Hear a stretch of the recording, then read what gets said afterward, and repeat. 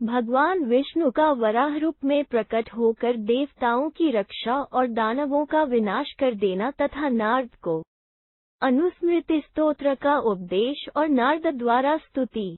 युधिष्ठिर उवाच पितामह महाप्राज्ञ युधि सत्य पराक्रम श्रोतुमिच्छामि कार्त्स्न्येन कृष्णमव्ययमीश्वरम्। 1। युधिष्ठिर ने पूछा, युद्ध में सच्चा पराक्रम प्रकट करने वाले महाप्राज्ञ पितामह भगवान श्री कृष्ण अविनाशी ईश्वर है। मैं पूर्ण रूप से इनके महत्व का वर्णन सुनना चाहता हूँ। 1। यच्चास्य तेजः सुमहद यच् कर्म पुरा कृतम् तन्मे सर्वं यथातत्वं ब्रूहि त्वं पुरुषशब्द। 2। पुरुष प्रभ, इनका जो महान तेज है, इन्होंने पूर्व काल में जो महान कर्म किया है, वो सब आप मुझे यथार्थ रूप से बताइए। 2।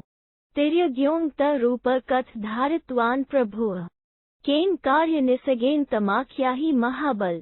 3। महाबली पितामह, संपूर्ण प्रभु होकर भी इन्होंने किस निमित्त से तिर्यग्योनि में जन्म ग्रहण किया, यह मुझे बताइए। 3। भीष्म उवाच पुराहम मृगया या तो मार्कण्डेयाश्रमे स्थितः तत्रोक्षयम् मुनिगणान् समासीना सहस्रशः। 4। भीष्म जी ने कहा, पहले की बात है, मैं शिकार खेलने के लिए वन में गया और मार्कण्डेय मुनि के आश्रम पर ठहरा। वहां मैंने सहस्रों मुनियों को बैठे देखा। 4। तत्स्ते मधुपकिन पूजा चक्रुरथो मयि प्रतिगृह्य च तान पूजा प्रत्यनंद ऋषिनहम्। 5। मेरे जाने पर उन महर्षियों ने मधुपक समर्पित करके मेरा आतिथ्य सत्कार किया। मैंने भी उनका सत्कार ग्रहण करके उन सभी महर्षियों का अभिनंदन किया। 5। कथेश कथिता तत्र कश्यपेन महर्षिना मनः प्रह्लादिनी दिव्या तामिह कमना शृणु। 6। फिर महर्षि कश्यप ने मन को आनंद प्रदान करने वाली यह दिव्य कथा मुझे सुनाई। मैं उसे कहता हूँ, तुम एकाग्रचित होकर सुनो। 6। पुरा दानव मुखिया ही क्रोध लोभ समन्विता बलेन मत्ता शतशो नरकाद्या महासुरा। 7। पूर्व काल में नरकासुर आदि सैकड़ों मुख्य दानव क्रोध और लोभ के वशीभूत हो बल के मद से मतवाले हो गए थे। 7। तथैव चाये बहवो दानवा युद्ध दूर्मदा न सहन्ते स्म देवाना समृद्धि ताम नुत्माम। 8। इनके सिवा और भी बहुत से रणदूर्मद दानव थे, जो देवताओं की उत्तम समृद्धि को सहन नहीं कर पाते थे। दानवैर्द्यमानास्तु देवा देवर्षेस्तथा न शर्म लेभिरे राजन विष्मानस्ततः। 9। उन दानवों से पीड़ित हो देवता और देवर्षि कहीं चैन नहीं पाते थे, वे इधर उधर लुकते छिपते फिरते थे। 9। पृथ्वी मातृपा ते समपश्यन् दिवोक्स दानवैर्भिसंस्तीर्णा घोर रूपैर महाबलय। 10। समूचे भूमंडल में भयानक रूपधारी महाबली दानव फैल गए थे। देवताओं ने देखा, यह पृथ्वी दानवों के पाप भार से पीड़ित एवं आर्त हो उठी है। 10। भारौताम प्रहरिष्टा च दुःखिता सन्निमज्जतीम अथादितेयाः संत्रस्ता ब्रह्माण्डमिदमब्रुवन्। 11। यह भार से व्याकुल, हर्ष और उल्लास से शून्य तथा दुखी हो रसातल में डूब रही है। यह देखकर अदिति के सभी पुत्र भय से थर्रा उठे और ब्रह्मा जी से इस प्रकार बोले। 11। कथ शक्ष्याम है स्वयंभूस्तानुवाचेदम निसृष्टोत्र विधिर्मया। 12। दानवलोग जो हमें इस प्रकार रौंद रहे हैं, इसे हम किस प्रकार सह सकेंगे? तब स्वयंभू ब्रह्मा ने उनसे इस प्रकार कहा, देवताओं, इस विपत्ति को दूर करने के लिए मैंने उपाय कर दिया है। 12। ते वरेणाभिसंपन्ना बलेन च मदेन च नावबुध्यन्ति सम्मूढ़ा विष्णुं व्यक्तदर्शनम्। 13। वराहरूपिणा देवमदृश्यं ररपि वे दानव वर पाकर बल और अभिमान से मत हो उठे हैं। वे मूढ़ दैत्य अव्यक्त स्वरूप भगवान विष्णु को नहीं जानते, जो देवताओं के लिए भी दुर्धर्ष है। उन्होंने वाराह रूप धारण कर रखा है। 13। अश्वेगेन गत्वा ही यथ ते दानवाधमा। 14। अंतर्भूमिता घोरा निवसन्ति सहस्रश शमयिष्यति तच्छ्रुत्वा जहृषुः सुरसत्तमा। 15। वे सहस्रों घोर दैत्य और दानवाधम भूमि के भीतर पाताल लोक में निवास करते हैं। भगवान वाराह वेग पूर्वक वहीं जाकर उन सब का विनाश कर देंगे। यह सुनकर सभी श्रेष्ठ देवता हर्ष से खिल उठे। 14-15। ततो विष्णुमहातेजा वाराह रूपमा स्थित अंतर्भूमिन संप्रविश्य जगाम दितिजान प्रति। 16। उधर महातेजस्वी भगवान विष्णु वाराह रूप धारण कर बड़े वेग से भूमि के भीतर प्रविष्ट हुए और दैत्यों के पास जा पहुँचे। 16। च सहिताः सवे दैत्याः सत्वममानुषम् प्रसह्य तरसा सवे संस्थुः कालमोहिता। 17। उस अलौकिक जंतु को देखकर सब दैत्य एक साथ हो वेग पूर्वक उसका सामना करने के लिए हठात खड़े हो गए, क्योंकि वे काल से मोहित हो रहे थे। तत्ते संभिद्रुत्य वराह जगृहुः समम् संक्रुधाश्च वराह तम व्यकर्षत समततः। 18। उन सब ने कुपित होकर भगवान वाराह पर एक साथ धावा बोल दिया और उन्हें हाथों हाथ पकड़ लिया। पकड़कर वे वाराह देव को चारों ओर से खींचने लगे। 18। दानवेन्द्र महाकाया महावीर्य बलोच्छ्रिता नाशक्नुवंश्च ते तस्य कर्तु तदा विभो। 19। प्रभो, यद्यपि वे विशालकाय दानवराज महान बल और वीर्य से संपन्न थे, तो भी उन कुछ बिगाड़ न सके। 19। विस्मयं ते दानवेन्द्र भयं तथा संशय गतमात्मान मेनिरे च सहस्रशः। 20। इससे उन दानवेंद्रों को बड़ा विस्मय और भय प्राप्त हुआ। वे सहस्रों दैत्य अपने आप को जीवन के संशय में पड़ा हुआ मानने लगे। 20। ततो देवाधिदेवः स योगात्मा योग सारथी योगमाथाय भगवान सदा भरत सतम। 21। विननाद महानाद सहनादिता यान लोकाः सर्वाश्चैव दिशो दश। 22। भरत श्रेष्ठ। इसके बाद योग स्वरूप योग के नियंता देवाधिदेव भगवान वाराह दैत्यों और दानवों को क्षोभ में डालने के लिए योग का आश्रय ले बड़े जोर जोर से गर्जना करने लगे। उस भीषण गर्जना से तीनों लोक और ये सारी 10 दिशाएं गूंज उठी। 21-22। तेन सहनाद शब्देन लोकानां क्षोभ आगमत् संत्रस्ताश्च भरिष्यन् लोकये देवाः शक्पुरोगमा। 23। उस भीषण गर्जना से समस्त लोकों में हलचल मच गई। स्वर्गलोक में इंद्र आदि देवता भी अत्यंत भयभीत हो उठे। 23। निर्विचेष्टं जगचापि बभूवातिवृशन् तदा स्थावर जंगम चैव तेन नादेन मोहितम्। 24। उस सिंहनाद से मोहित होकर समस्त चराचर जगत अत्यंत चेष्टा रहित हो गया। 24। तत्स्ते दानवाः सवे तेन नादेन भीषिताः पेयतुर्गता स्वश्चैव विष्णु तेजः प्रमोहिता। 25। तदनंतर वे सब दानव उस गर्जना से भयभीत हो प्राण शून्य होकर पृथ्वी पर गिर पड़े। वे सब के सब भगवान विष्णु के तेज से मोहित हो अपनी सुध बुध खो बैठे थे। 25। रसातलगतश्चापि वराहस्त्रिदश द्विषाम् खुरैर्विदारामास। 26। भगवान वराह की ऋषियों द्वारा स्तुति। रसातल में जाकर भी भगवान वाराह ने देवद्रोही असुरों को अपने खुरों से विदीर्ण कर दिया। उनके मांस, मेदा और हड्डियों के ढेर लग गए थे। 26। नादेन तेन महता सनातन इति स्मृतः पद्मनाभो महायोगी भूताचार्यः स भूतराट। 27।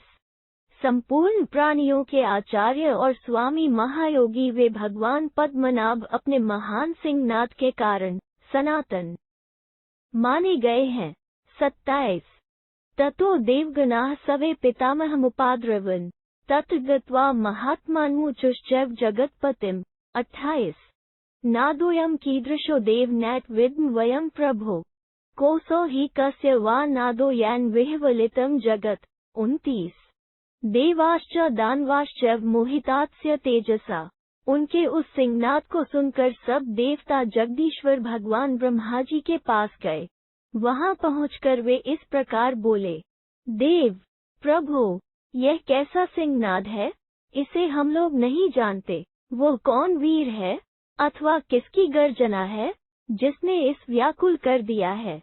देवता और दानव सभी उसके तेज से मोहित हो रहे हैं। 28-29 एतस्मिन्नन्तरे विष्णुवाराह रूपमा स्थितः उदतिष्ठन् महाबाहो स्तूयमानो महर्षिभिः।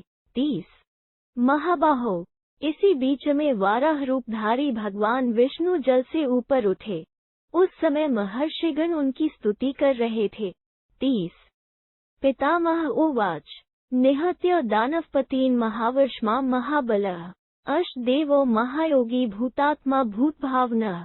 31 ब्रह्मा जी बोले, देवताओं, ये महाकाय महाबली महायोगी भूतभावन भूतात्मा भगवान विष्णु हैं, जो दानवराजों का वध करके आ रहे हैं। 31 सर्वभूतेश्वरो योगी मुनिरात्मा स्थिरीभवत् कृष्णोऽयं सर्वविघ्न विनाशनः। 32 ये संपूर्ण भूतों के ईश्वर, योगी, मुनि तथा आत्मा के भी आत्मा है। ये ही समस्त विघ्नों का विनाश करने वाले श्री कृष्ण हैं। अतः तुम लोग धैर्य धारण करो। 32 कृत्वा कर्माति साध्वेत दशक्यं मितप्रभः समायातः स्वमात्मान्न महाभागो महाद्युति। 33 अनंत प्रभा से परिपूर्ण, महातेजस्वी एवं महान सौभाग्य के आश्रयभूत ये भगवान अत्यंत उत्तम और दूसरों के लिए असंभव कार्य करके आ रहे हैं। 33 पद्मनाभो महायोगी महात्मा भूत भावना न संतापो न भीः कार्या शोको वा सुरसत्तमा। 34 सुरश्रेष्ठर्गण, ये महायोगी भूत भावन महात्मा पद्मनाभ हैं। अतः तुम्हें अपने मन से संताप, भय एवं शोक को दूर कर देना चाहिए। 34 विधिरेश प्रभाव शच कालः संक्षय कारकः लोकान धारयता तेन नादो मुक्तो महात्मना। 35 ये ही विधि है, ये ही प्रभाव है और ये ही संहारकारी काल है। इन्हीं परमात्मा ने संपूर्ण रक्षा करते हुए यह भीषण सिंहनाद किया है। 35 स अश्हि महाबाहुः सर्वलोकनमस्कृतः अच्युतः पुंडरीकाक्षः सर्वभूतादिरीश्वरः। 36 ये संपूर्ण भूतों के आदि कारण, सर्वलोकवंदित ईश्वर महाबाहु कमल नयन अच्युत है। 36 युधिष्ठिर उवाच पितामह महाप्राज्ञ सर्वशास्त्र विशारद प्रयाण काले के जप्यम मोक्ष भी तत्वचिंतकः। युधिष्ठिर ने पूछा, संपूर्ण शास्त्रों के ज्ञान में निपुण महाप्राज्ञ पितामह, मोक्ष की अभिलाषा रखने वाले तत्वचिंतकों को मृत्यु काल में किस मंत्र का जप करना चाहिए? किमनुस्मरण कुरु श्रेष्ठ मरणे पर्युपस्थिते प्राप्नुयात् परमा सिद्धि श्रोतुमिच्छामि तत्वतः। कुरु श्रेष्ठ, मृत्यु का समय उपस्थित होने पर किसका चिंतन करने वाला पुरुष परम सिद्धि को प्राप्त हो सकता है? यह मैं यथार्थ रूप से सुनना चाहता हूँ। भीष्म उवाच सद्युक्तिस्थितः सूक्ष्म उक्तः प्रश्नस्त्व्यांग शृणुष्वाहितो राजन् नारदेन पुरा श्रोतम्। भीष्म जी ने कहा, निष्पाप नरेश, तुमने जो प्रश्न उपस्थित किया है वो उत्तम युक्तियुक्त और सूक्ष्म है। उसे सावधान होकर सुनो। जो पूर्व काल में मैंने नारद जी से सुना था वही मैं तुमसे कहता हूँ। श्रीवत्सनक पुरा नारायण देव नारदः परिपृष्टवान, जिनका वक्षः स्थल श्रीवत्स चिन्ह से सुशोभित है, जो इस बीज मूल कारण है, जिनका कहीं अंत नहीं है तथा जो इस साक्षी है, उन्हीं भगवान नारायण से पूर्व काल में नारद जी ने इस प्रकार प्रश्न किया। नारद उवाच त्वाश पर ब्रह्म निर्गुण तमसः परम आहुर्वेद्यम पर धाम ब्रह्मादिकमलद्भवम् भगवन् भूतभव्ये श्रद्धान जितेन्द्रिये कथ भक्तर विचित्योसी योगी विमोशकांक्षिभिः। नारद जी ने पूछा, महर्षिगण कहते हैं, आप अविनाशी, नित्य, परब्रह्म, निर्गुण, अज्ञानांधकार एवं तमोगुण से अतीत, विद्या के अधिपति, परम धाम स्वरूप, ब्रह्मा तथा उनकी प्राकट्य भूमि, आदिकमल के उत्पत्ति स्थान है। भूत और भविष्य के स्वामी परमेश्वर श्रद्धालु और जितेंद्रिय भक्तों तथा मोक्ष की अभिलाषा रखने वाले योगियों को आपके स्वरूप का किस प्रकार चिंतन करना चाहिए? कि च जप्यम जपे नित्यम कल्यमुथाय मानवः कथ युञ्जन सदा ध्याय ब्रूहि तत्वम सनातनम।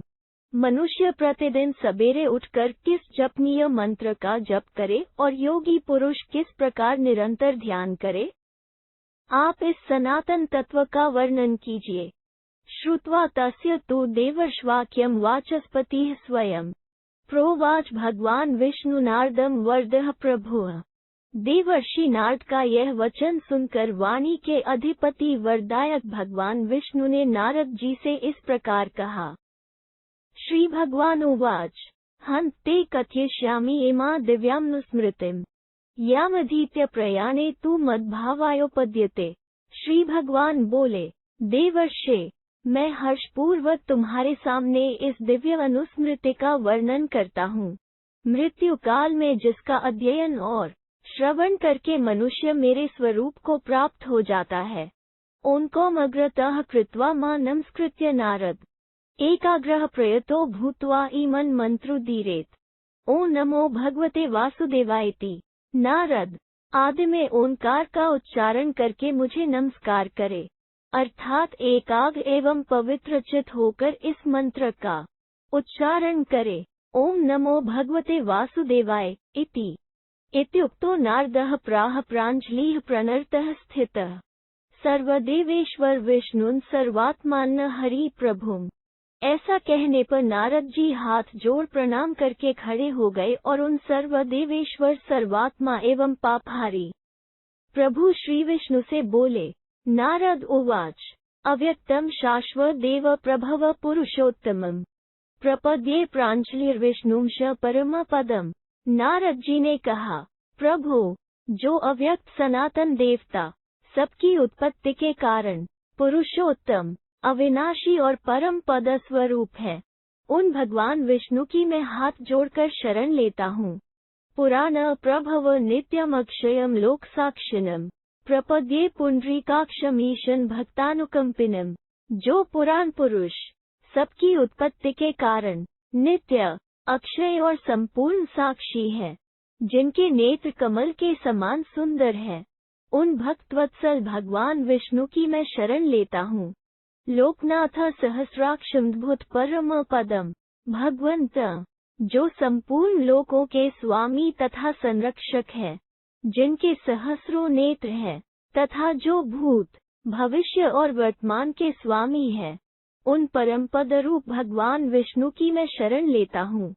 सृष्टा सर्वलोकानामनंत विश्वतोमुखम पद्मनाथ ऋषिकेश प्रपद्ये सत्यमच्युतम। समस्त लोकों के सृष्टा और सब और मुख वाले, अनंत, सत्य, अच्युत एवं संपूर्ण इंद्रियों के स्वामी मैं शरण लेता हूँ। हिरण्यगर्भ मृत भूगर्भ परतः परम प्रभोः प्रभुं नाद्यन्त प्रपद्ये तं रविप्रभम्। जो हिरण्यगर्भ, अमृत स्वरूप, पृथ्वी को गर्भ में धारण करने वाले, परात्पर तथा प्रभुओं के भी प्रभु हैं, उन अनादि, अनंत तथा सूर्य के समान कांति वाले भगवान श्री हरि की मैं शरण लेता हूँ। सहस्र शीर्ष पुरुष महर्षिन् तत्व भावनम प्रपद्ये सूक्ष्मम चली वरेण्यम भयप्रदम। जिनके सहस्रों मस्तक हैं, जो अंतर्यामी आत्मा है, तत्वों का चिंतन करने वाले महर्षि कपिल स्वरूप है, उन सूक्ष्म, अचल, वरेण्य और अभयप्रद भगवान श्रीहरि की शरण लेता हूँ। नारायण पुराणशिम योगात्मान्न सनातनम संस्थान सर्वतत्वाना प्रपद्ये ध्रुवमीश्वरम। जो पुरातन ऋषि नारायण है, योगात्मा है, सनातन पुरुष है, संपूर्ण तत्वों के अधिष्ठान एवं अविनाशी ईश्वर है, उन भगवान श्रीहरि की मैं शरण लेता हूँ।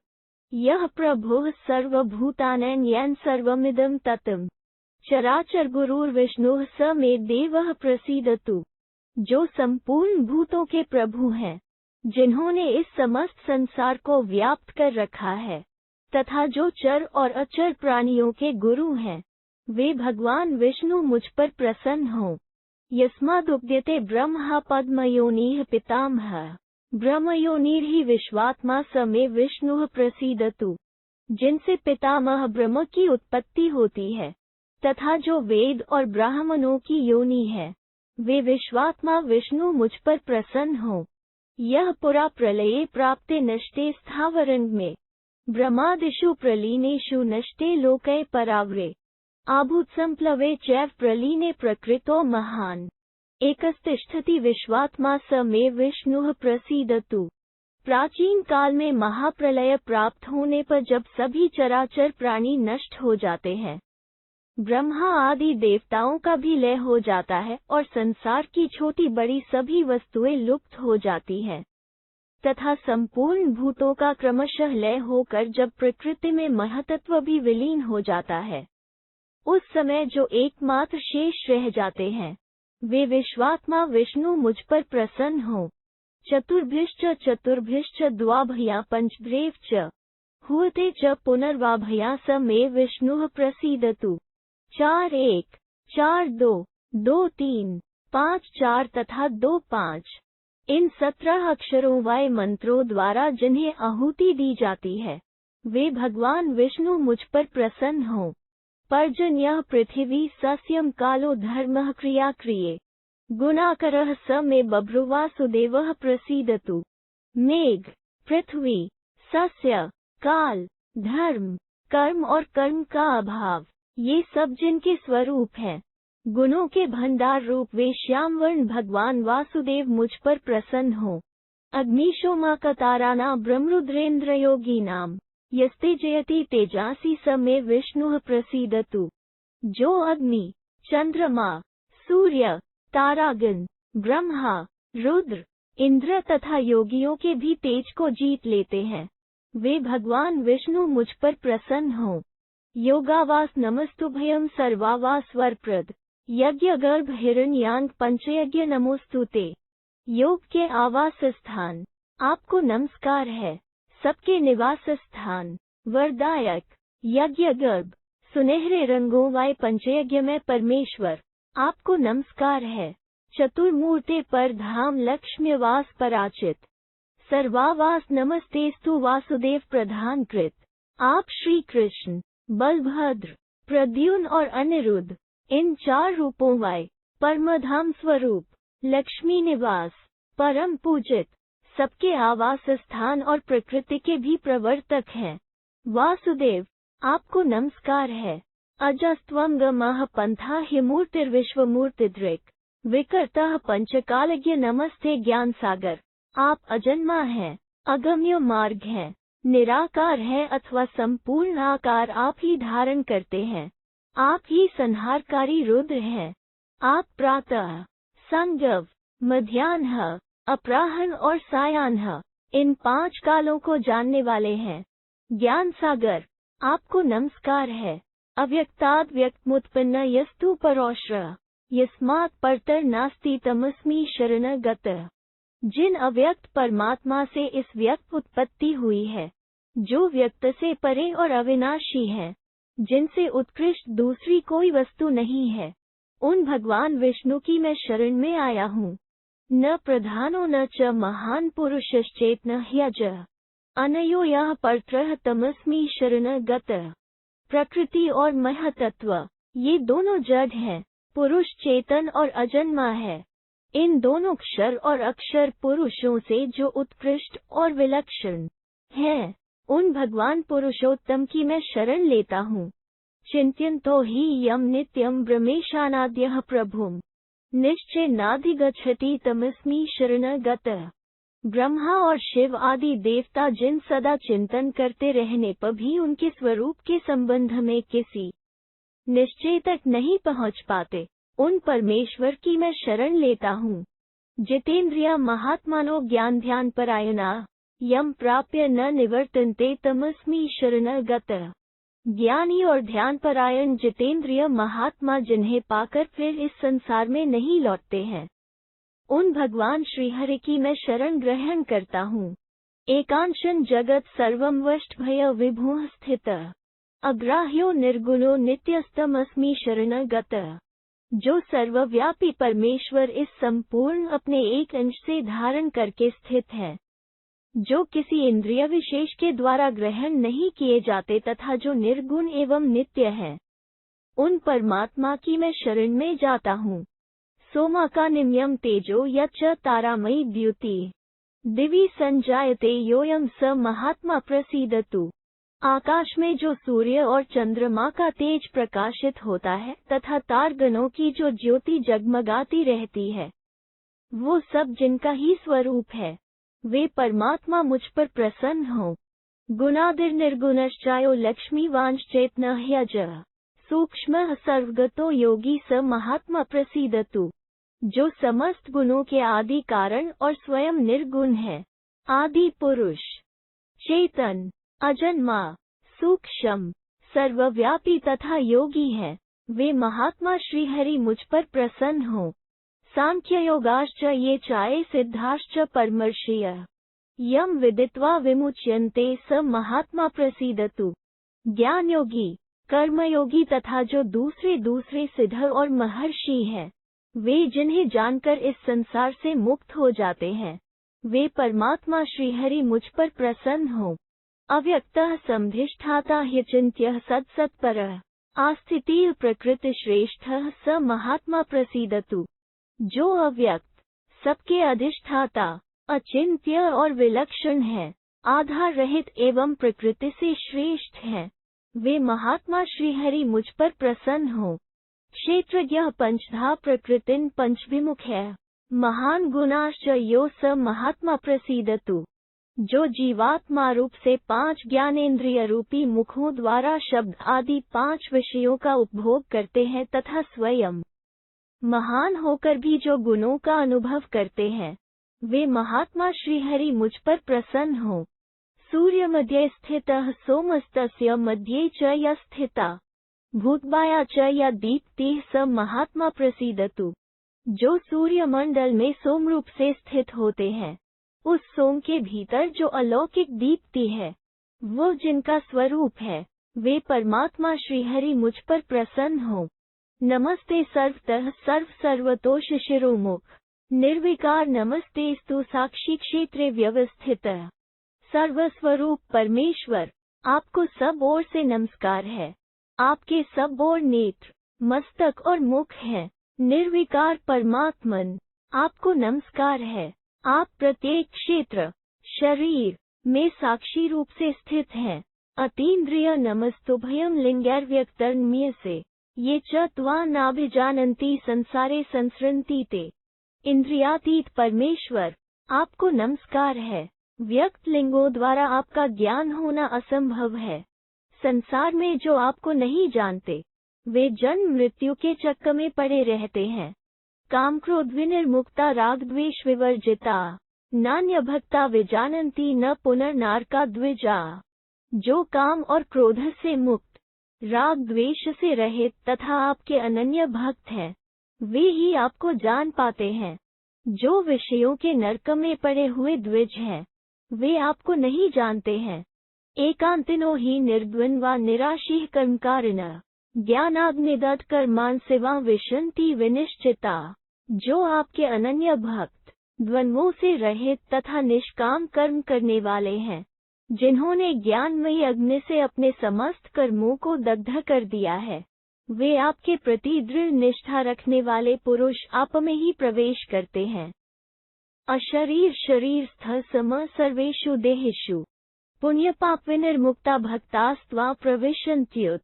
आप शरीर में रहते हुए भी उससे रहित हैं तथा संपूर्ण देहधारियों में संभाव से स्थित हैं। जो पुण्य और पाप से मुक्त हैं, वे भक्तजन आप में ही प्रवेश करते हैं। अव्यक्तम बुद्धिं कौमनोभूतेन्द्रियाणि च त्वयि तानि च तेषु त्वं न तेषु त्वं न ते त्वयि। अव्यक्त प्रकृति, बुद्धि, महतत्व, अहंकार, मन, पंच महाभूत तथा संपूर्ण इंद्रियां सभी आप में हैं और उन सब में आप हैं, किंतु वास्तव में न उनमें आप हैं, न आप में वे हैं। एकत्वानेत्वनानाव ये विदुर्यान्ति ते परम। समोसी सर्वभूतेषु न ते द्वेष्योऽस्ति न प्रियः। समत्वं विकांक्षेह भक्त्या वै नान्यचेत्स। एकत्व, अन्यत्व और नानाव का रहस्य जो लोग अच्छी तरह जानते हैं, वे आप परमात्मा को प्राप्त होते हैं। आप संपूर्ण भूतों में सम हैं। आपका न कोई द्वेष पात्र है और न प्रिय। मैं अनन्य चित्त से आपकी भक्ति के द्वारा समत्व पाना चाहता हूँ। चराचरमिदं सर्वं भूतग्राम चतुर्विधम् त्वया त्वयैव तत्प्रोतः सूत्रे मणिगणा एव। 4 प्रकार का जो यह चराचर प्राण समुदाय है, वो सब आपसे व्याप्त है। जैसे सूत में मणियां पिरोए होते हैं, उसी प्रकार यह सारा जगत आप में ही ओतप्रोत है। सृष्टा भोक्ता से कूत्स्थो ह्यतत्वस्तत्व संज्ञेत अकर्म हेतुर्चलः पृथगात्मन्यवस्थित। आप सृष्टा, भोक्ता और कूटस्थ हैं, तत्वरूप होकर भी उससे सर्वथा विलक्षण है। आप कर्म के हेतु नहीं हैं, अविचल परमात्मा है। प्रत्येक शरीर में पृथक पृथक जीवात्मा रूप से आप ही विद्यमान हैं। न ते भूतेषु संयोगो भूतत्वगुणातिगः अहंकारेण बुद्ध्या वा न ते योगस्त्रिभिर्गुणैः। वास्तव में प्राणियों से आपका संयोग नहीं है। आप भूत, तत्व और गुणों से परे हैं। अहंकार, बुद्धि और तीनों गुणों से आपका कोई संबंध नहीं है। न ते धर्मोऽस्य धर्मो वा नारंभो जन्म वा पुनः जरामृन्मोक्षार्थत्वा प्रपन्नोऽस्मि सर्वस्य। न आपका कोई धर्म है और न कोई अधर्म, न कोई आरंभ है न जन्म। मैं जरा मृत्यु से छुटकारा पाने के लिए सब प्रकार से आपकी शरण में आया हूँ।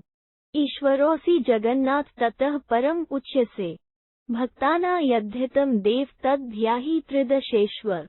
जगन्नाथ, आप ईश्वर हैं, इसीलिए परमात्मा कहलाते हैं। देव, सुरेश्वर, भक्तों के लिए जो हित की बात हो, उसका मेरे लिए चिंतन कीजिए। विषयैरिन्द्रियैर्वापि न मे भूयः समागमः। पृथिवी या तो मे घ्राण या तो मे रसना जलम। रूप हुताशनम या तो स्पर्शो या तो च मारुतम्। श्रोत्रमाकाशम केतु मनोवैकारिक पुनः। विषयों और इंद्रियों के साथ फिर मेरा कभी समागम न हो। मेरी घ्राणेन्द्रिय पृथ्वी तत्व में मिल जाए और रसना जल में, रूप, नेत्र, अग्नि में, स्पर्श, त्वचा, वायु में, श्रोत्रेंद्रिय आकाश में और मन वैकारिक अहंकार में मिल जाए। इंद्रियाण्यपि सयातु स्वासु स्वासु च योनिषु। पृथिवी यातु वायुराकाशं केतु मंश्चाकाश एव च। अहंकार मनो यातु मोहनम सर्वदेहनाम। अहंकारस्ततो बुद्धिन बुद्धिरव्यक्तमच्युत। अच्युत, इंद्रियां अपनी अपनी योनियों में मिल जाया। पृथ्वी जल में, जल अग्नि में, अग्नि वायु में, वायु आकाश में, आकाश मन में, मन समस्त प्राणियों को मोहने वाले अहंकार में, अहंकार बुद्धि, महतत्व में और बुद्धि अव्यक्त प्रकृति में मिल जाए। प्रधाने प्रकृतिं याते गुणसाम्ये व्यवस्थिते। वियोगः सर्वकरणैर्गुणभूतैश्च मे भवेत्। जब प्रधान प्रकृति को प्राप्त हो जाए और गुणों की साम्यावस्था रूप महाप्रलय उपस्थित हो जाए, तब मेरा समस्त इंद्रियों और उनके विषयों से वियोग हो जाए। निष्कैव्यक्तात् कांक्षेह परम तव। एकी भावस्त्वया मेस्तु न में जन्म भवेत् पुनः। तात, मैं तुम्हारे लिए परम मोक्ष की आकांक्षा रखता हूँ। आपके साथ मेरा एक ही भाव हो जाए, इस संसार में फिर मेरा जन्म न हो। त्वामेहं स्मरिष्यामि मरणे पर्युपस्थिते। मृत्यु काल उपस्थित होने पर मेरी बुद्धि आप में ही लगी रहे, मेरे प्राण आप में ही लीन रहें, मेरा आप में ही भक्तिभाव बना रहे और मैं सदा आपकी ही शरण में पड़ा रहूं। इस प्रकार मैं निरंतर आपका ही स्मरण करता रहूं। पूर्वदेह कृता ये में व्याधयः प्रविशन्तु माम। अर्दयन्तु च दुःखानि ऋण में प्रतिमुंचतु। पूर्व शरीर में मैंने जो दुष्कर्म किए हों, उनके फलस्वरूप रोग व्याधि मेरे शरीर में प्रवेश करें और नाना प्रकार के दुख मुझे आकर सतावे। इन सब का जो मेरे ऊपर ऋण है, वो उतर जाए। अनुज्ञातोऽसि देवेश न में जन्म भवेत् पुनः। तस्माद् ब्रवीमि कर्माणि ऋण न भविदिति। देवेश्वर, मैंने इसलिए आपका स्मरण किया है कि फिर मेरा जन्म न हो। अतः फिर कहता हूँ कि मेरे कर्म नष्ट हो जाएं और मुझ पर किसी का ऋण बाकी न रह जाए। उपतिष्ठन्तु मां सवे व्याधयः पूर्व संचिताः। अनृणो गन्तुमिच्छामि तद् विष्णोः परम पदम। पूर्व जन्म में जिन कर्मों का मेरे द्वारा संचय किया गया है, वे सभी रोग मेरे शरीर में उपस्थित हो जाया। मैं सबसे उऋण होकर भगवान विष्णु के परम धाम को जाना चाहता हूँ। श्री भगवान उवाच, अहम भगवत्स्य मम चासो सनातनः तस्याह न प्रणश्यामि स च मे न प्रणश्यति। श्री भगवान बोले, नारद, मैं उस सौभाग्यशाली भक्त का हूँ और वो भक्त भी मेरा सनातन सखा है। मैं उसके लिए कभी अदृश्य नहीं होता और न वही कभी मेरी दृष्टि से ओझल होता है। कर्मेन्द्रियाणि संयम्य पंचबुद्धीन्द्रियाणि च दशेन्द्रियाणि मनसि अहंकारे तथा मनः अहंकार तथा बुद्धौ बुद्धिमात्मनि योजयेत। साधक 5 कर्मेंद्रियों तथा 5 ज्ञानेंद्रियों को संयम में रखकर उन 10 इंद्रियों को मन में विलीन करे। मन को अहंकार में, अहंकार को बुद्धि में और बुद्धि को आत्मा में लगावे। यत बुद्धीन्द्रियः पश्यन् बुद्ध्या ममायमिति यस्याह येन सर्वमिदं ततम्।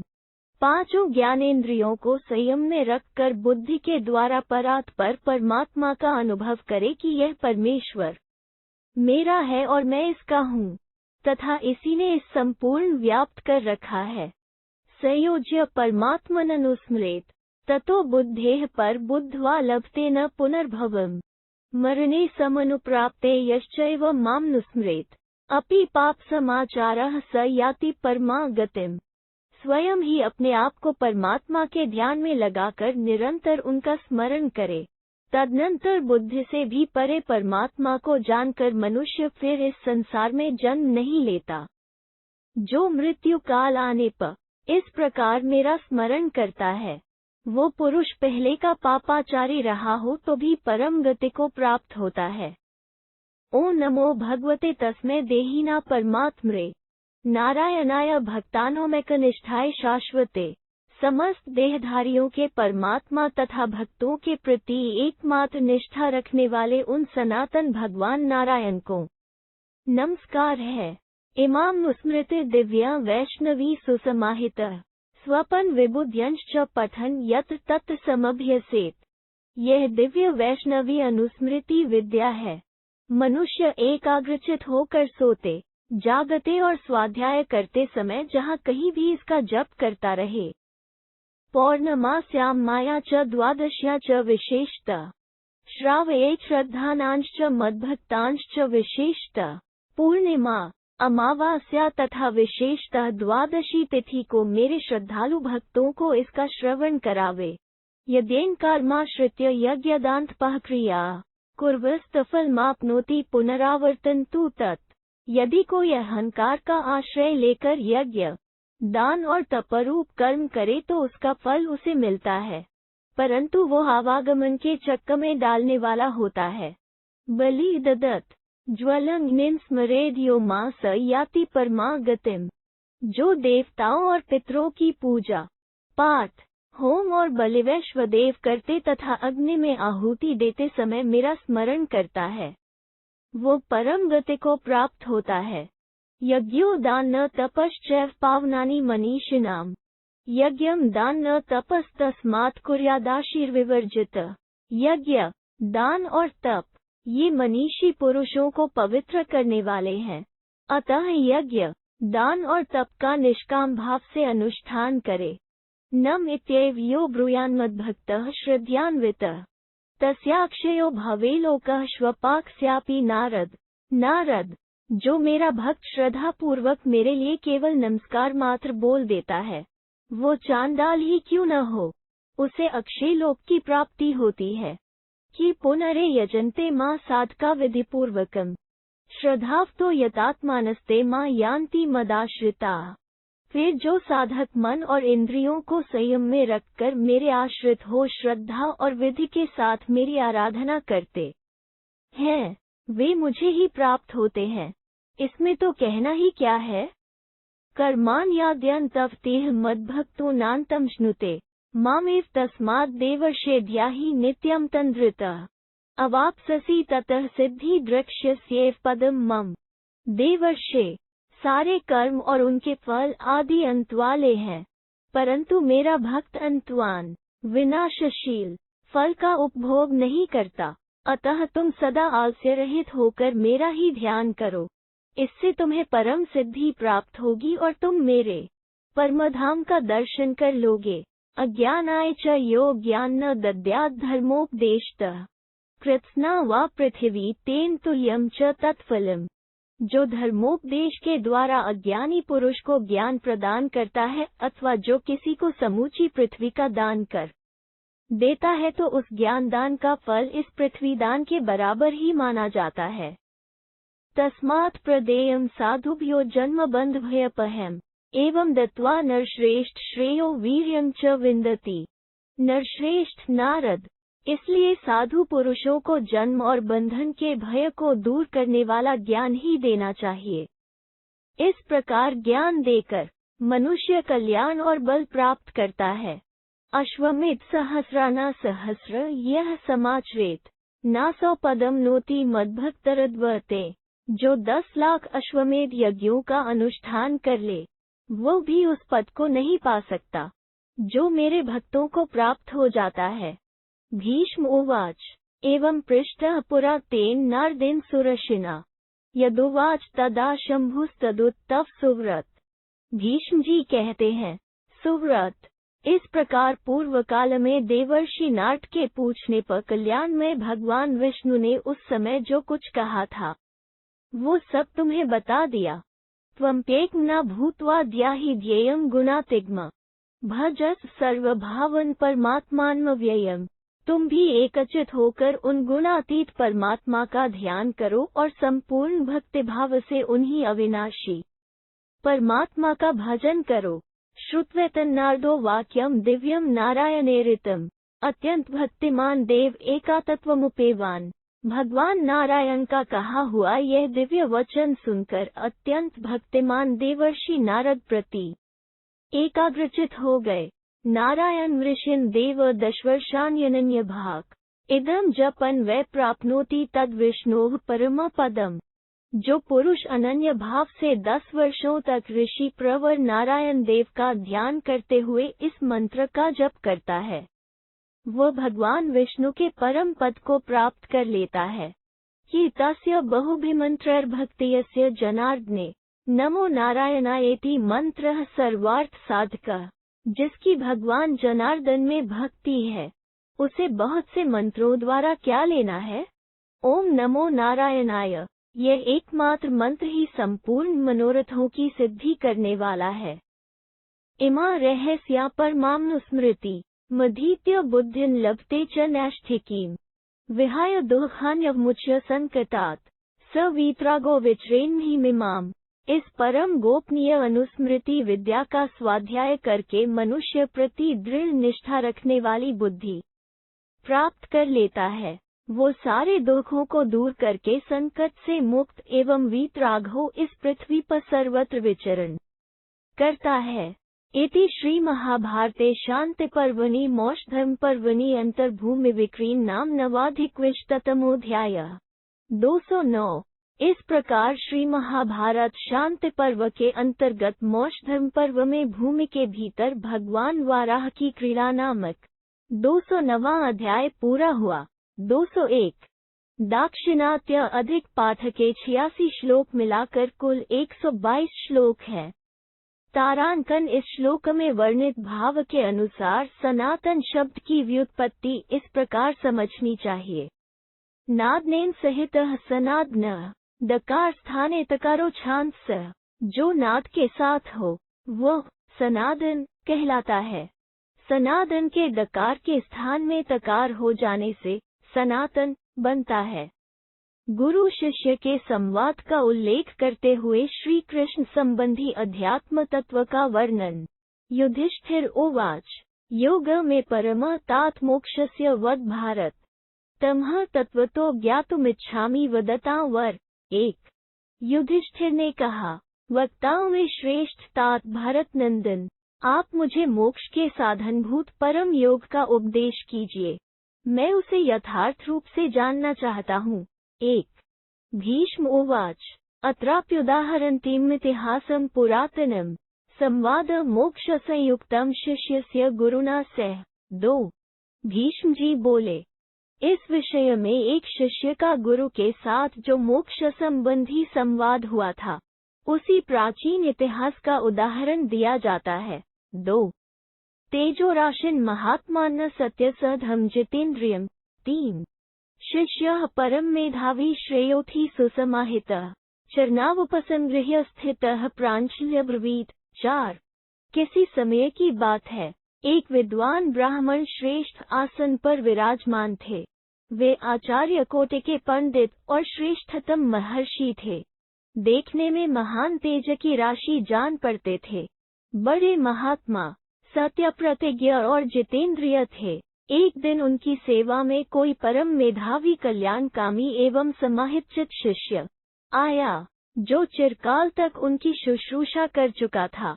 वो उनके दोनों चरणों में प्रणाम करके हाथ जोड़ सामने खड़ा हो इस प्रकार बोला। 3-4। यदि वै भगवन् मम संशयों में महान कश्चित् तन्मे व्याख्यातुमर्हसि कुतश्चाह कुतश्च त्वं तत्सम्यक् ब्रूहि यत्परम्। 5। यदि आप मेरी सेवा से प्रसन्न हैं तो मेरे मन में जो एक बड़ा भारी संदेह है, उसे दूर करने की कृपा करें। मेरे प्रश्न की विशद व्याख्या करें। मैं इस संसार में कहाँ से आया हूँ और आप भी कहाँ से आए हैं, यह भली भांति समझाकर बताइए। इसके सिवा जो परम तत्व है, उसका भी विवेचन कीजिए। 5। कथ च सर्वभूतेषु समेषु द्विजसतम् सम्यग्वृता निवर्तन्ते विपरीताः क्षयोदया। 6। द्विज श्रेष्ठ, पृथ्वी आदि संपूर्ण महाभूत सर्वत्र समान है। संपूर्ण प्राणियों के शरीर उन्हीं से निर्मित हुए हैं, तो भी उनमें क्षय और वृद्धि, ये दोनों विपरीत भाव क्यों होते हैं?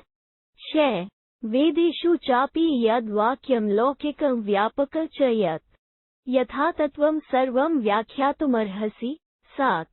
वेदों और स्मृतियों में भी जो लौकिक और व्यापक धर्मों का वर्णन है, उनमें भी विषमता है। अतः विद्वन्, इन सब की आप यथार्थ रूप से व्याख्या करें। 7। गुरुरुवाच, शृणु शिष्य महाप्राज्ञ ब्रह्मगुह्यमिदं परम् अध्यात्मं सर्वविद्यानामागमाना च यद्वसु। 8।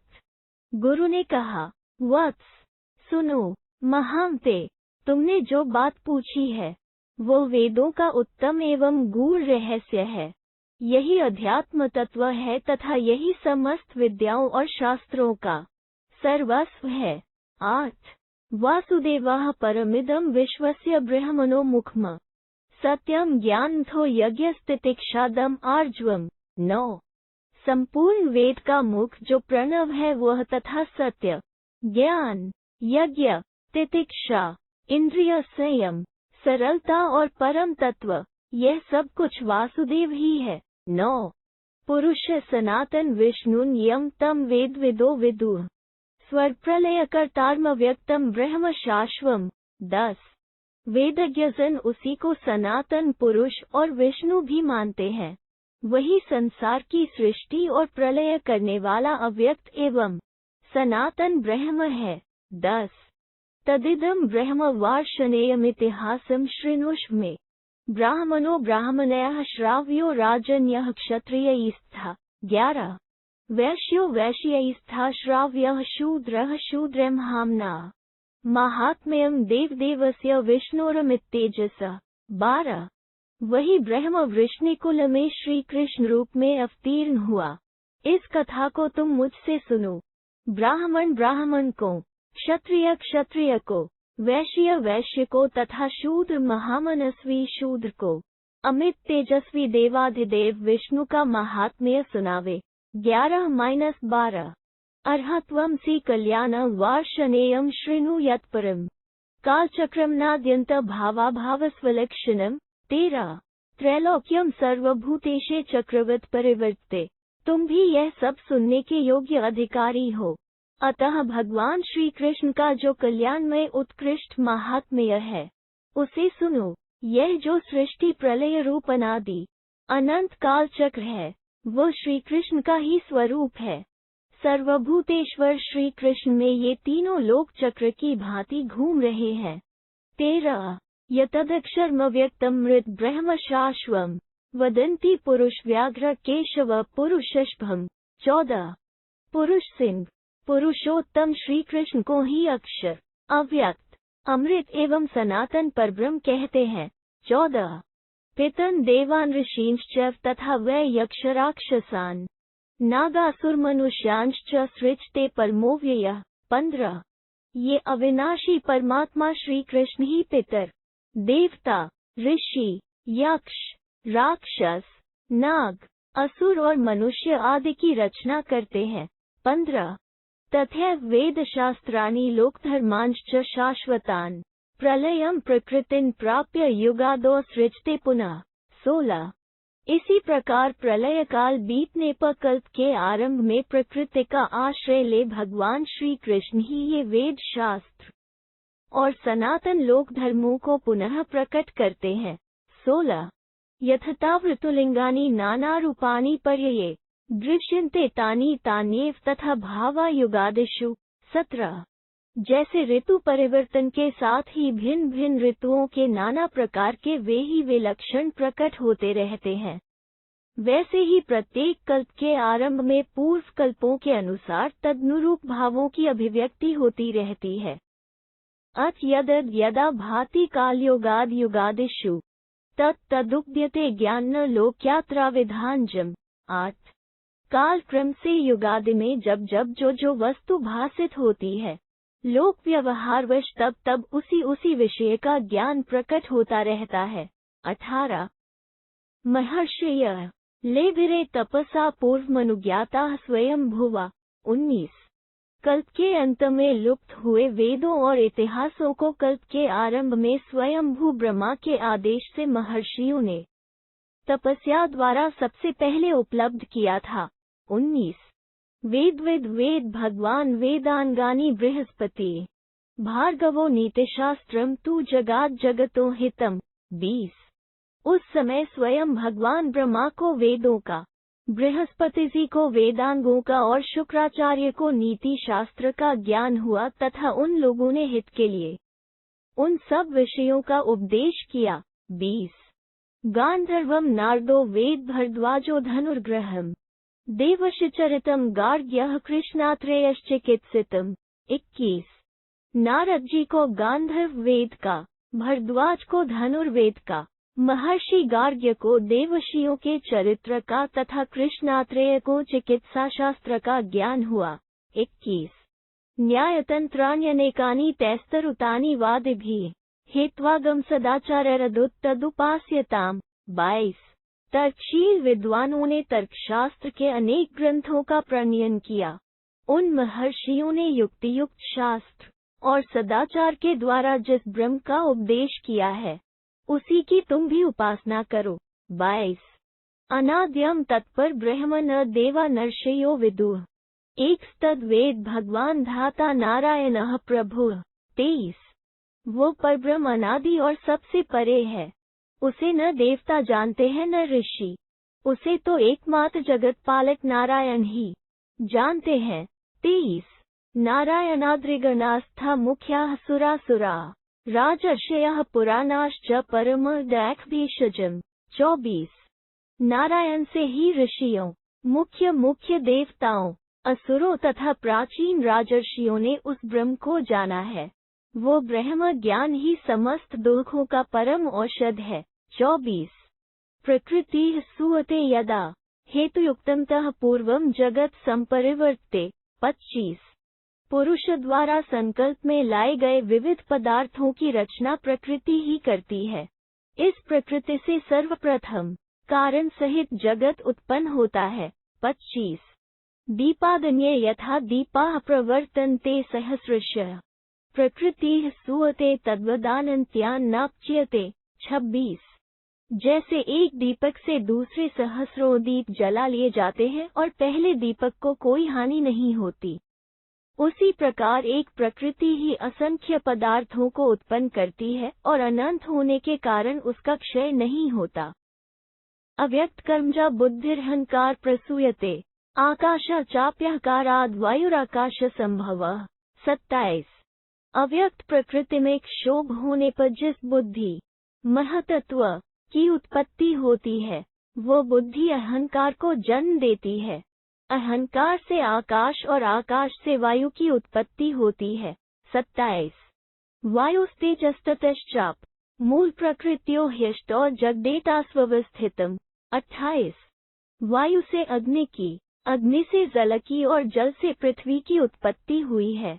इस प्रकार ये 8 मूल प्रकृतियां बताई गई हैं। इन्हीं में संपूर्ण जगत प्रतिष्ठित है। 28। ज्ञानेन्द्रियाण्यतः पंच कर्मेन्द्रियाण्यपि विषयाः पंच चैक च विकारे षोडश मनः।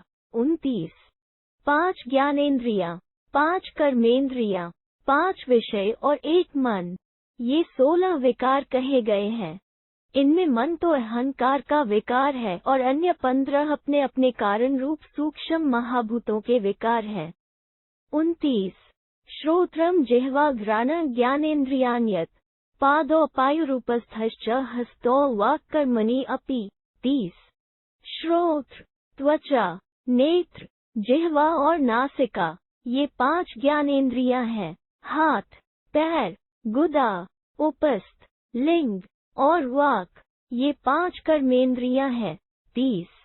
शब्द स्पर्शश्च रूप च रसो गंधस्थई च विज्ञेयं व्यापक चित्तेषु सर्वगत मनः। 31।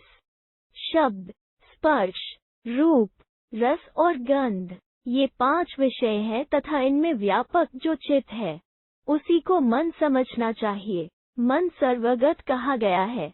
31। रसज्ञाने तो जिह्वेयं व्याहृते वाक् तथोच्यते इंद्रियैर्विविधैर्युक्तं सर्वं व्यक्तं मनस्तथा। 32। रस ज्ञान के समय मन ही यह रसना, जिह्वा, रूप हो जाता है तथा बोलने के समय वो मन ही वागिंद्रिय कहलाता है। इस प्रकार भिन्न भिन्न इंद्रियों के साथ मिलकर उन सबके रूप में मन ही व्यका होता है। विद्या तो षोडशैतानि दैवतानि विभागशः देहेषु ज्ञानकर्तारमुपासीन मुपास्ते। 33। 10 इंद्रिय, 5 महाभूत और 1 मन, ये 16 तत्व इस शरीर में विभाग पूर्वक रहते हैं। इनको देवता रूप जानना चाहिए। शरीर के भीतर जो ज्ञान प्रकट करने वाला परमात्मा के निकटस्थ जीवात्मा है, उसकी ये 16 देवता उपासना करते हैं। 33। तद्वत् सोम गुना जिह्वा गंधस्तु पृथिवी गुणः श्रोत्रम नभो गुण चैव चक्षुरग्निर्गुणस्तथा स्पर्श वायु गुण विद्यात् सर्वभूतेषु सर्वदा। 34। जिह्वा जल का कार्य है, घ्राणेन्द्रिय पृथ्वी का कार्य है, श्रवणेन्द्रिय आकाश का और नेत्रेंद्रिय अग्नि का कार्य है तथा संपूर्ण भूतों में त्वचा नाम की इंद्रिय को सदा वायु का कार्य समझना चाहिए। 34। मनः सत्वगुण प्राहुः सत्वं व्यक्जं तथा सर्वभूतात्मभूतस्थ तस्माद् बुध्येत बुद्धिमान। 35।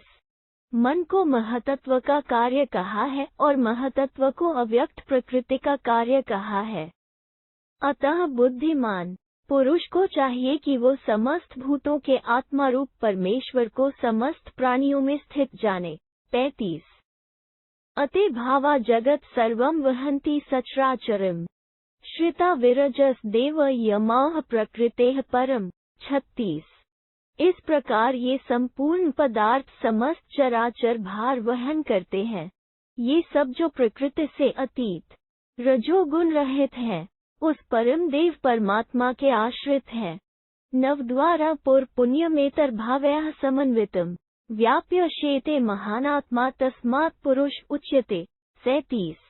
इन्हीं 24 पदार्थों से संपन्न इस 9 द्वारों वाले पवित्र पुर शरीर को व्याप्त करके इसमें इन सब से जो महान है वो आत्मा शयन करता है, इसलिए उसे पुरुष कहते हैं।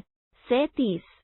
अजरः व्यापकः सगुणः सूक्ष्मः सर्वभूत गुणाश्रयः। 38। वो पुरुष जरा मरण से रहित, व्यापक, समस्त स्थूल सूक्ष्म तत्वों का प्रेरक, सर्वज्ञत्व आदि गुणों से युक्त, सूक्ष्म तथा संपूर्ण भूतों और उनके गुणों का आश्रय है। 38। यथा दीपः प्रकाशात्मा ह्रस्वो वा यदि वा महान ज्ञानात्मान्न तथा विद्यात् पुरुष सर्वजंतुषु। 39। जैसे दीपक छोटा हो या बड़ा, प्रकाश स्वरूप ही है, उसी प्रकार समस्त प्राणियों में स्थित जीवात्मा ज्ञान स्वरूप है, ऐसा समझे। 39। श्रोत्रम वेदयते वेद्यम स शृणोति स पश्यति, कारण तस्य देहोयम स कर्ता सर्वकर्मणाम। 40। वही श्रवणेन्द्रिय को उसके ज्ञेयभूत शब्द का बोध कराता है। तात्पर्य यह कि श्रवण और नेत्रों द्वारा वही सुनता और देखता है।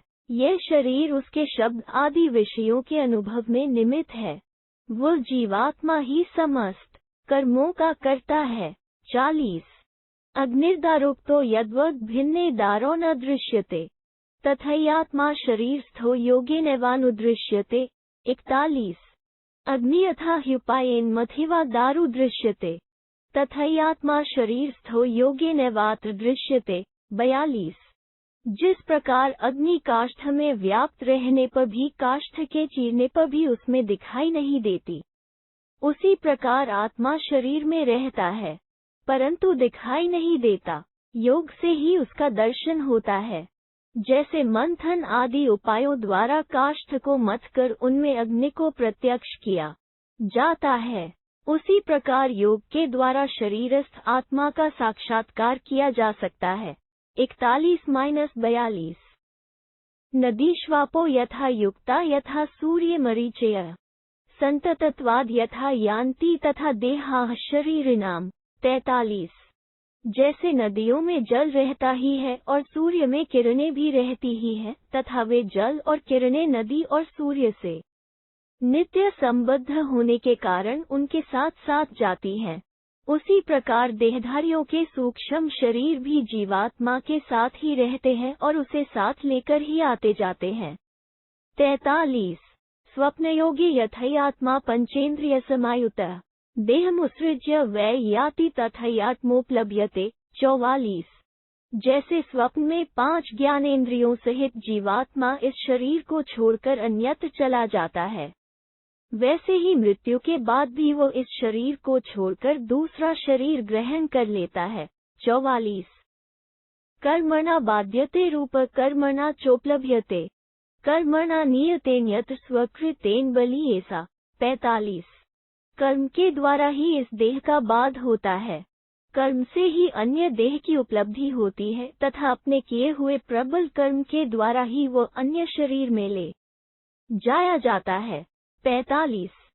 स तु देहाद् यथा देह त्यक्त्वान्यं प्रतिपद्यते तथान्यं संप्रवक्ष्यामि भूतग्राम स्वकर्मजम्। 46। वो जीवात्मा जिस प्रकार एक शरीर छोड़कर दूसरा शरीर ग्रहण करता है तथा अपने कर्मों से उत्पन्न हुआ प्राणी समुदाय जिस प्रकार अन्य देह धारण करता है, वो सब मैं तुम्हें बतलाता हूँ। 46। इति श्री महाभारते शांति पर्वणि मोक्षधर्म पर्वणि वार्षणे अध्यात्म कथने 10-तमोऽध्यायः। 210। इस प्रकार श्री महाभारत शांति पर्व के अंतर्गत मोक्ष धर्म पर्व में श्री कृष्ण संबंधी अध्यात्म तत्व का निरूपण विषयक 210वां अध्याय पूरा हुआ। 210। संसार चक्र और जीवात्मा की स्थिति का वर्णन। गुरुरुवाच चतुर्विधानि भूतानि स्थावरानि चरानि च अव्यक्त प्रभवान्याहुरव्यक्त निधनानि च अव्यक्तलक्षण विद्यादव्यक्तात्मात्मकं मनः। 1। गुरुजी कहते हैं, वत्स, जरायुज, आद्स, स्वेज और उद्भिज, ये 4 प्रकार के जो स्थावर और जंगम प्राणी हैं, वे सब अव्यक्त से उत्पन्न हुए बताए गए हैं और अव्यक्त में ही उन सब का लय होता है। जिसका कोई लक्षण व्यक्त न हो उसे अव्यक्त समझना चाहिए। मन अव्यक्त प्रकृति के समान ही त्रिगुणात्मक है। 1। यथाश्वत्कनिकायान्तर्भूतो महाद्रुमः निष्पन्नो दृश्यते व्यक्तात् संभवस्तथा। 2 जैसे पीपल के छोटे से बीज में एक विशाल वृक्ष अव्यक्त रूप से समाया हुआ है, जो बीज के उगने पर वृक्ष रूप में परिणत हो प्रत्यक्ष दिखाई देता है, उसी प्रकार अव्यक्त से व्यक्त उत्पत्ति होती है। 2 अभिद्रवत्ययस्कांतमयो निश्चेतन यथा स्वभाव हेतुजा भावा यद्वदनत्पि दृश्यम।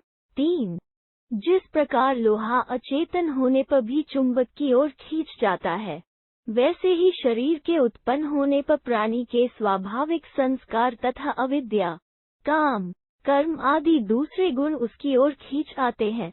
3 तद्वद् व्यक्तजा भावाः कर्तुः कारण लक्षणा अचेतनाश्चेत्यतोः कारणाद्भिसंहता। 4 इसी प्रकार उस अव्यक्त से उत्पन्न हुए उपर्युक्त कारण स्वरूप भाव अचेतन होने पर भी चेतनकर्ता के संबंध से चेतन से होकर जानना आदि क्रिया के हेतु बन जाते हैं। 4 न भून खन्द्योर्भूतानि नर्षियो न सुरासुरा नानयदासीदृते जीवमासे दूर्न तु संहतम। 5 पहले पृथ्वी, आकाश, स्वर्ग, भूतगण, ऋषिगण तथा देवता और असुरगण, इनमें से कोई नहीं था। चेतन के सिवा दूसरी किसी वस्तु की सत्ता ही नहीं थी। जड़ चेतन का सहयोग भी नहीं था। 5 पूर्वम नित्यम सर्वगत मनोहेतुम लक्षणम अज्ञान कर्म निर्दिष्ट में तत्कारण लक्षणम। 6 आत्मा सबके पहले विद्यमान था, वो नित्य, सर्वगत, मन का भी हेतु और लक्षण रहित है। यह कारण स्वरूप समस्त जगत अज्ञान का कार्य बताया गया है। 6 तत्कारणैर्हि संयुक्तम कार्य सग्रह कारकम येन तद्वर्तते चक्रम नादि निधन महत्। 7 इन कारणों से युक्त होकर जीव कर्मों का संग्रह करता है, कर्मों से वासना और वासनाओं से पुनः कर्म होते हैं। इस प्रकार यह अनादि अनंत महान संसार चक्र चलता रहता है। 7 अव्यक्तनाभा व्यक्तार विकार परिमंडलम क्षेत्रज्ञाधिष्ठितम चक्रम स्निग्धाश वर्ते ध्रुवम। 8 यह जन्म मरण का प्रवाह रूप संसार चक्र के समान घूम रहा है। अव्यक्त उसकी नाभि है, व्यक्त देह और इंद्रिय आदि उसके अरे हैं, सुख दुख, इच्छा आदि विकार इसकी नेमी है, आसक्ति धुरा है। यह चक्र निश्चित रूप से घूमता रहता है। क्षेत्रज्ञ जीवात्मा इस चक्र पर चालक बनकर बैठा हुआ है। 8 सर्वम पीड्यते जगत तिलपीडैरिवाक्रम्य भोगैर ज्ञान संभवैः। 9 जैसे तेली लोग तेल से युक्त होने के कारण तिलों को कोल्हू में पेरते हैं, उसी प्रकार यह सारा जगत आसक्तिग्रस्त होने के कारण अज्ञानजनित भोगों द्वारा दबा दबाकर इस संसार चक्र में पैरा जा रहा है। 9 कर्म तत्कुरुते तर्षादहंकार परिग्रहात् कार्य कारण संयोगे सहेतुरूपपादितः। 10 जीव अहंकार के अधीन होकर तृष्णा के कारण कर्म करता है और वो कर्म आगामी कार्य कारण संयोग में हेतु बन जाता है। 10 नाभ्येति कारण कार्यम न कार्यम कारण तथा कार्यानातोपकरणे कालो भवति हेतुमान। 11 न तो कारण कार्य में प्रवेश करता है और न कार्य कारण में। कार्य करते समय काल ही उनकी सिद्धि और असिद्धि में हेतु होता है। 11 हेतुयुक्ताः प्रकृत्यो विकाराश्च परस्परम अन्योन विवर्तन्ते पुरुषाधिष्ठिताः सदा। 12 हेतु सहित 8 प्रकृतियां और 16 विकार, ये पुरुष से अधिष्ठित हो सदा एक दूसरे से मिलते और सृष्टि का विस्तार करते हैं। 12 राजसैस्तामसैर्भावैर्युतो हेतुब्लान्वितः क्षेत्रज्ञमेवानुयाति पांसुर्वातेरितो यथा। 13 राजस और तामस भावों से युक्त हेतु बल से प्रेरित सूक्ष्म शरीर क्षेत्रज्ञ जीवात्मा के साथ साथ ठीक उसी तरह दूसरे स्थूल शरीर में चला जाता है, जैसे वायु द्वारा उड़ाई हुई धूल उसी के साथ साथ एक स्थान से दूसरे स्थान को जाती है। 13 न च तैः स्पृश्यते भावैर्न ते तेन महात्मना सर्जस्कोर्जस्कश्च नैव वायुर्भवेद यथा। 14 जैसे धूल के उड़ने से वायु न तो धूल से लिप्त होती है और न अलिप्त ही रहती है, उसी प्रकार न तो उन राजस तामस आदि भावों से जीवात्मा लिप्त होता है और न अलिप्त ही रहता है। 14 तथैतदंत्र विद्यात् सत्वक्षेत्रज्ञयो बुधः स तथा युक्तो न गच्छेत् प्रकृतिं पुनः। 15 अतः विवेकी पुरुष को क्षेत्र और क्षेत्रज्ञ का यह अंतर जान लेना चाहिए। इन दोनों के तादात्म्य का सा अभ्यास हो जाने से जीव ऐसा हो गया है कि उसे अपने शुद्ध स्वरूप का पता ही नहीं लगता। 15 संदेह में उत्पन्नमच्छिन्नद भगवान ऋषि तथा वार्ता समीक्षेत कृतलक्षण सम्मिताम। 16 भीष्म जी कहते हैं, इस प्रकार उन महर्षि भगवान गुरुदेव ने शिष्य के उत्पन्न हुए इस संदेह को काट डाला। अतः विद्वान पुरुष ऐसे उपायों पर दृष्टि रखे जो क्रिया द्वारा सिद्धि में सहायक हों। 16 बीजान्यग्न्युपदग्धानि न रोहन्ति यथा पुनः ज्ञान दग्ध स्था क्लेशरनात्मा संपद्यते पुनः। 17 जैसे आग में भूने हुए बीज नहीं उगते, उसी प्रकार ज्ञान रूपी अग्नि से अविद्यादि सब क्लेशों के दग्ध हो जाने पर जीवात्मा को फिर इस संसार में जन्म नहीं लेना पड़ता। 17 इति श्री महाभारते शांति पर्वणि मोक्षधर्म पर्वणि वा शनैयाध्यात्म कथने 11अधिकविंशतितमोऽध्यायः। 211 इस प्रकार श्री महाभारत शांति पर्व के अंतर्गत मोक्ष धर्म पर्व में श्री कृष्ण संबंधी अध्यात्म का कथन विषयक 211वां अध्याय पूरा हुआ।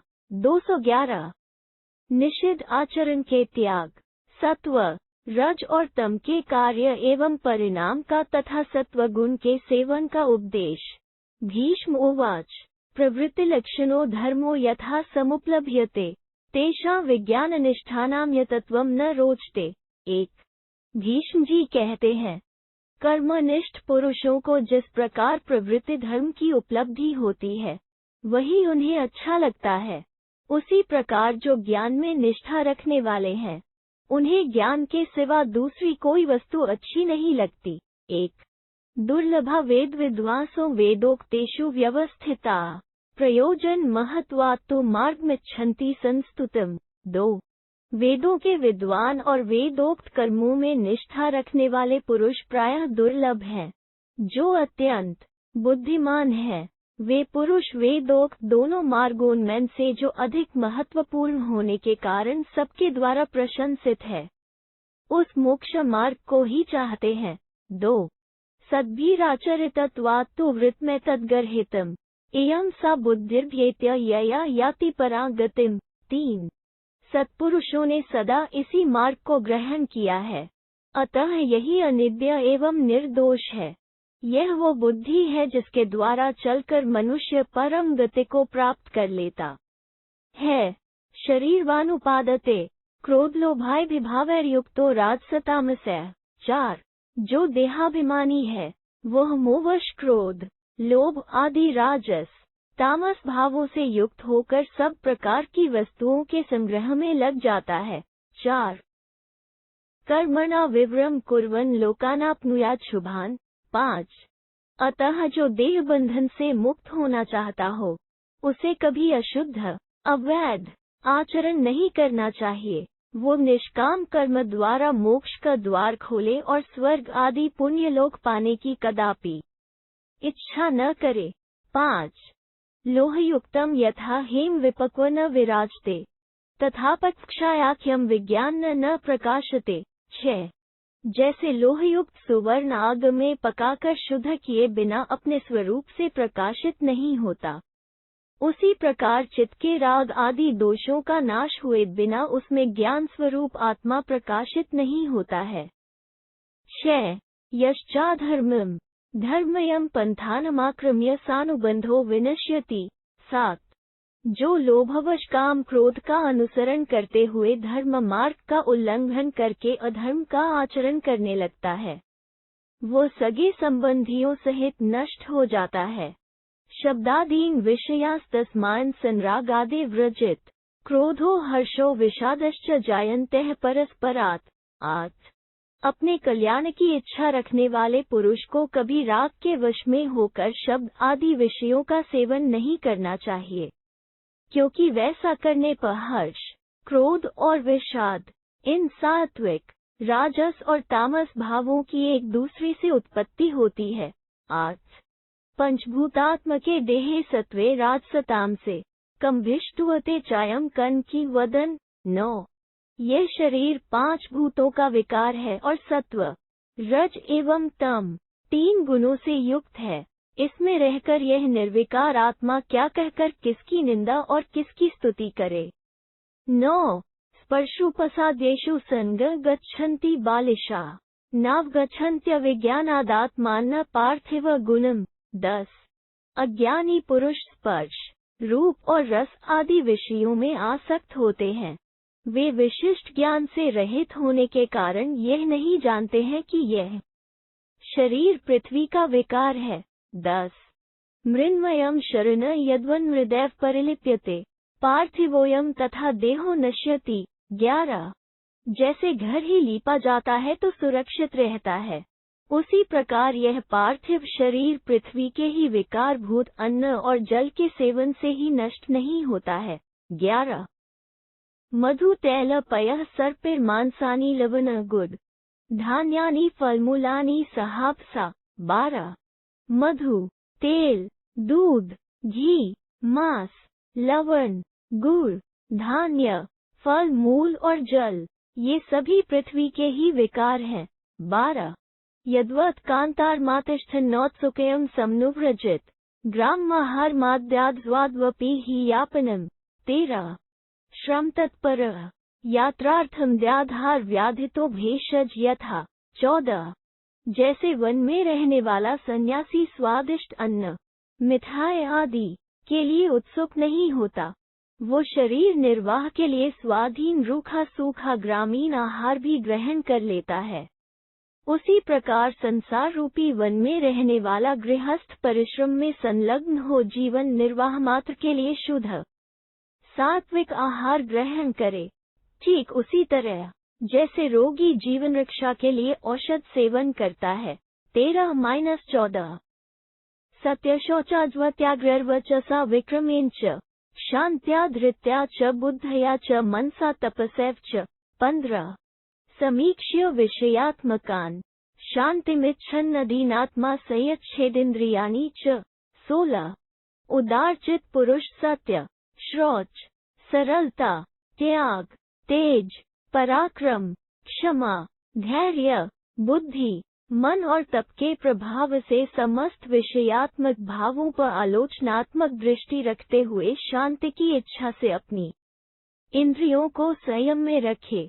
सत्वेन रजसा चैव तमसा चैव मोहिता चक्रवत् परिवर्तन्ते ह्यज्ञानाज्जन्त्वो भविष्यम्। 17 अजितेंद्रिय जीव अज्ञानवश सत्व, रज और तम से मोहित हो निरंतर चक्र की तरह घूमते रहते हैं। परीक्षेत दोषान ज्ञान संभवान अज्ञान प्रभव दुहखम अहंकार परित्यजित। 18 अतः विवेकी पुरुष को चाहिए कि वो अज्ञान जनित दोषों की भली भांति परीक्षा करे तथा उस अज्ञान से उत्पन्न हुए दुहख और अहंकार को त्याग दे। 18 महाभूतानीन्द्रियाणि गुणाः सत्वं रजस्तमः त्रैलोक्यं सेश्वर सर्वमहंकारे प्रतिष्ठितम्। 19 पंचमहाभूत, इंद्रियां, शब्द आदि गुण, सत्व, रज और तम तथा लोकपालों सहित तीनों लोक, यह सब कुछ अहंकार में ही प्रतिष्ठित है। 19 यथे नियतः कालो तद्वभूतेष्वहंकार विद्यात् कर्म प्रवर्तकम्। 20 जैसे इस नियत काल यथा समय ऋतु संबंधी गुणों को प्रकट कर दिखाता है, उसी प्रकार समस्त प्राणियों में अहंकार को ही उनके कर्मों का प्रवर्तक जानना चाहिए। 20 सम्मोह का तमो प्रीति दुहक ने बधांश्च समस्तान स्त्रीनथो गुणान। 21 अहंकार सात्विक, राजस और तामस 3 प्रकार का होता है। तमोगुण मोह में डालने वाला तथा अंधकार के समान काला है, उसे अज्ञान से उत्पन्न हुआ समझना चाहिए। प्रीति उत्पन्न करने वाले भाव सात्विक हैं और दुहक देने वाले राजस। इस प्रकार इन समस्त त्रिविध गुणों का स्वरूप जानना चाहिए। 21 सत्वस्य रजसिश्च तमसश्च निबोधतान् प्रसादो हर्षजा प्रीतिर्संदेहो धृतिः स्मृतिः। 22 काम क्रोधो प्रमादश्च लोभमोहो भयं क्लमः विषादशोकावर्तिर्मानदर्पावनार्यता। 23 अब मैं तुम्हें सत्वगुण, रजोगुण और तमोगुण के कार्य बताता हूँ। सुनो।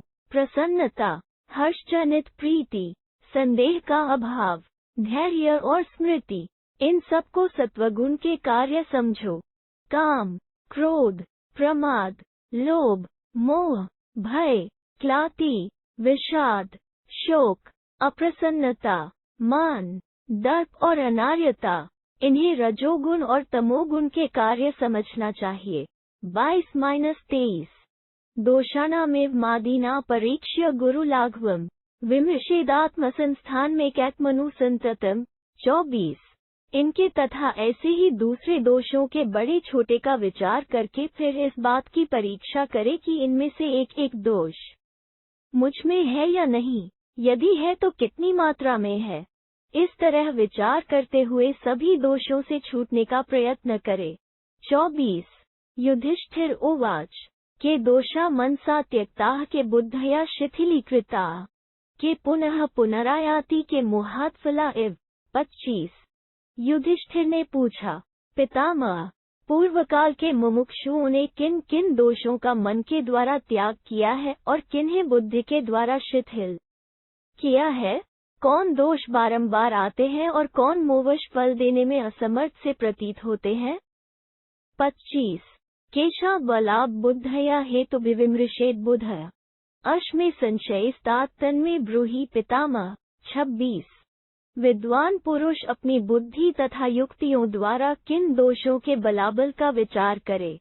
तात पितामह, यह मेरा संशय है, आप मुझसे इसका विवेचन कीजिए। 26 भीष्म उवाच दोषमूलावच्छिन्नर्विशुद्धात्मा विमुच्यते विनाशयति सम्भूतमय स्म्यम्यो यथा तथा कृतात्मा सहजैर्दोषैर्नश्यति तामसः। 27 भीष्म जी ने कहा, इन दोषों का मूल कारण है अज्ञान, अतः मूल सहित इन दोषों का नाश हो जाने पर मनुष्य का अंतःकरण विशुद्ध होता है और वो संसार बंधन से मुक्त हो जाता है। जैसे लोहे की बनी हुई छेनी की धार लोहमयी सांकल को काटकर स्वयं भी नष्ट हो जाती है, उसी प्रकार शुद्ध हुई बुद्धि तमोगुण जनित सहज दोषों को नष्ट करके उनके साथ ही स्वयं भी शांत हो जाती है। 27 राजसम तामस चैव शुद्धात्मकमकल्मषम् तत्सर्वं देहिना बीजम सत्वमात्मवतः समम्। 28 यद्यपि रजोगुण, तमोगुण तथा काम, मोह आदि दोषों से रहित शुद्ध सत्वगुण, ये तीनों ही देहधारियों की देह की उत्पत्ति के मूल कारण हैं। तथापि जिसने अपने मन को वश में कर लिया है, उस पुरुष के लिए सत्वगुण ही समता का साधन है। 28 तस्मादात्मवता वज्यम रजश्च तमेव च रजस्तमोभ्या निर्मुक्तम सत्वम निर्मलतामियात्। 29 अतः जितात्मा पुरुष को रजोगुण और तमोगुण का त्याग ही करना चाहिए। इन दोनों से छूट जाने पर बुद्धि निर्मल हो जाती है।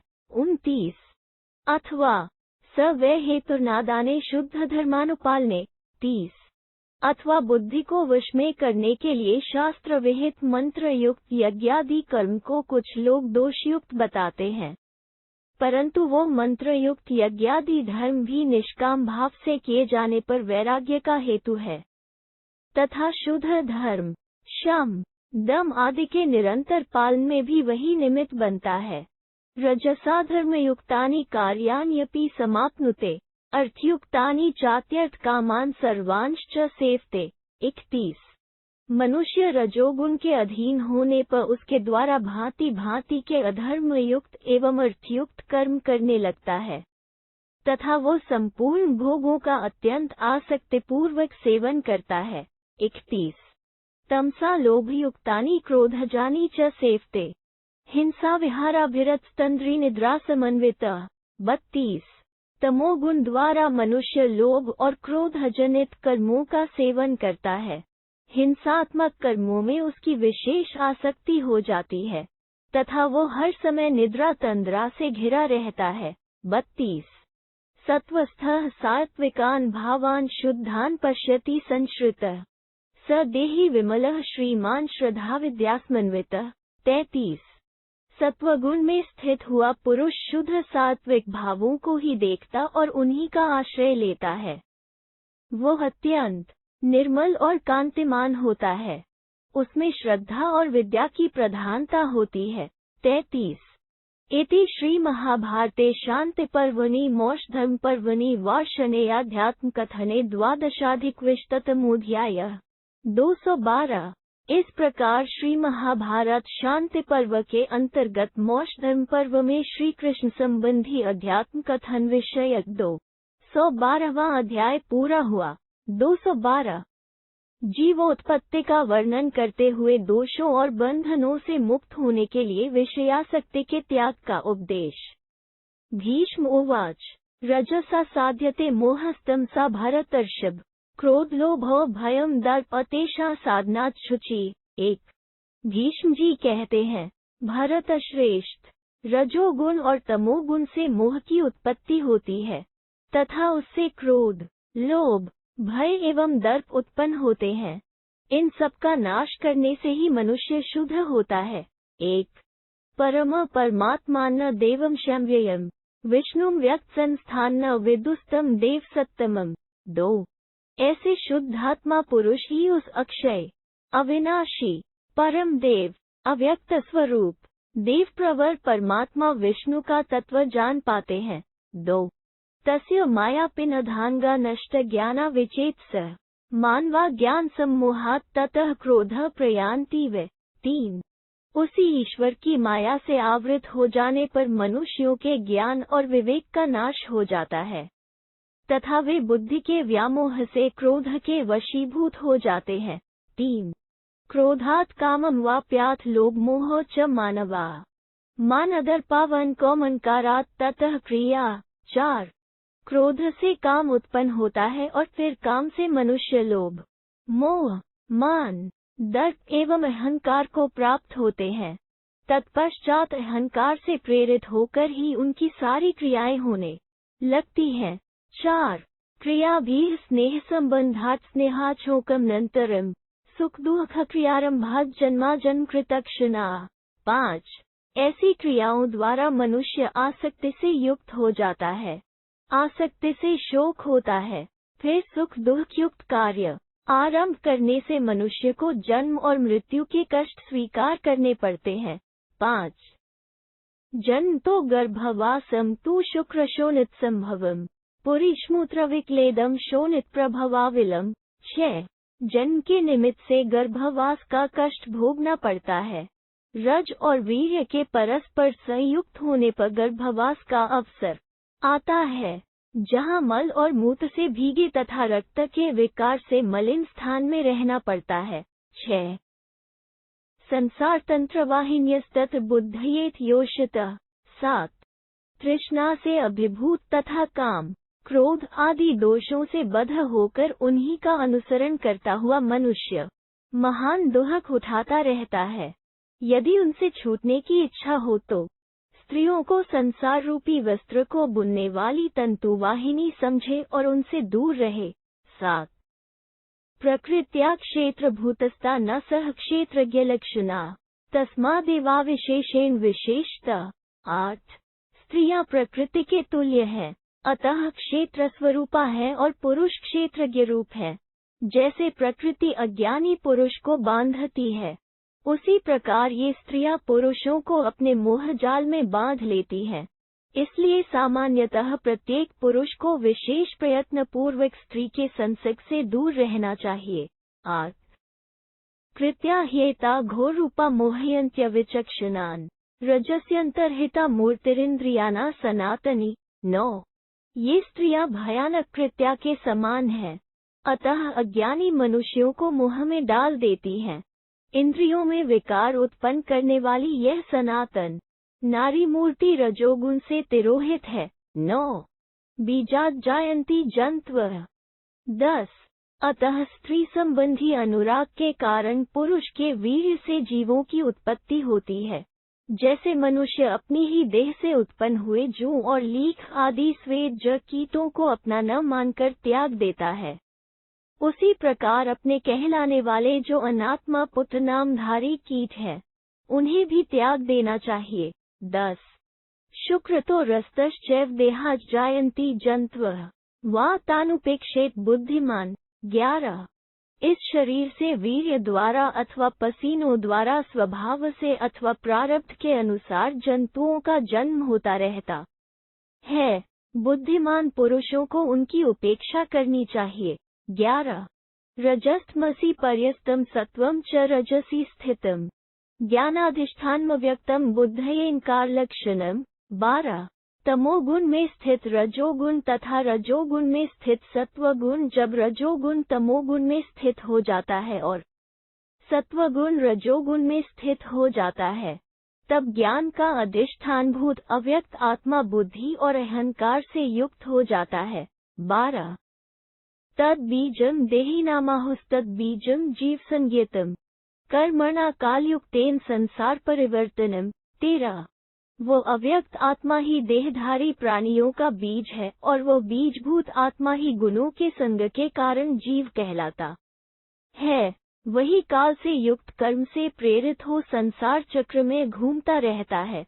13 रमत्ययम यथा स्वप्ने मनसा देहवानिव कर्मगर्भिर्गुणैर्देहि गर्भे तदुपलभ्यते। 14 जैसे स्वप्नावस्था में यह जीव मन के द्वारा ही दूसरा शरीर धारण करके क्रीड़ा करता है, उसी प्रकार वह कर्मगर्भित गुणों द्वारा गर्भ में उपलब्ध होता है। 14 कर्मणा बीजभूतेन चोद्यते जायते तदान्काराद रागयुक्तेन चेतसा। 15 बीजभूत कर्म से जिस जिस इंद्रिय को उत्पत्ति के लिए प्रेरणा प्राप्त होती है, रागयुक्त चित्त एवं अहंकार से वही वही इंद्रिय प्रकट हो जाती है। 15 शब्दरागात् स्तोत्रमस्य जायते भावितात्मनः रूपरागात् तथा चक्षुर्घ्राण गंध चिकीर्ष्या। 16 शब्द के प्रति राग होने से उस भावितात्मा पुरुष की श्रवणेन्द्रिय प्रकट होती है। रूप के प्रति राग होने से नेत्र और गंध ग्रहण करने की इच्छा होने से नासिका का प्राकट्य होता है। 16 स्पर्शने त्वक् तथा वायुः प्राणापानव्यपाश्रयः व्यानोदानो समानश्च पंचधा देहयापनम्। 17 स्पर्श के प्रति राग होने से त्वगिंद्रिय और वायु का प्राकट्य होता है। वायु प्राण और अपान का आश्रय है, वही उदान व्यान तथा समान है। इस प्रकार वो 5 रूपों में प्रकट हो शरीर यात्रा का निर्वाह करती है। 17 संजातर्जायते गात्रयः कर्म जैरवर्ष्मणावृतः दुःखाद्यन्तर्दुःखमद्यैर्नरः शारीरमानसः।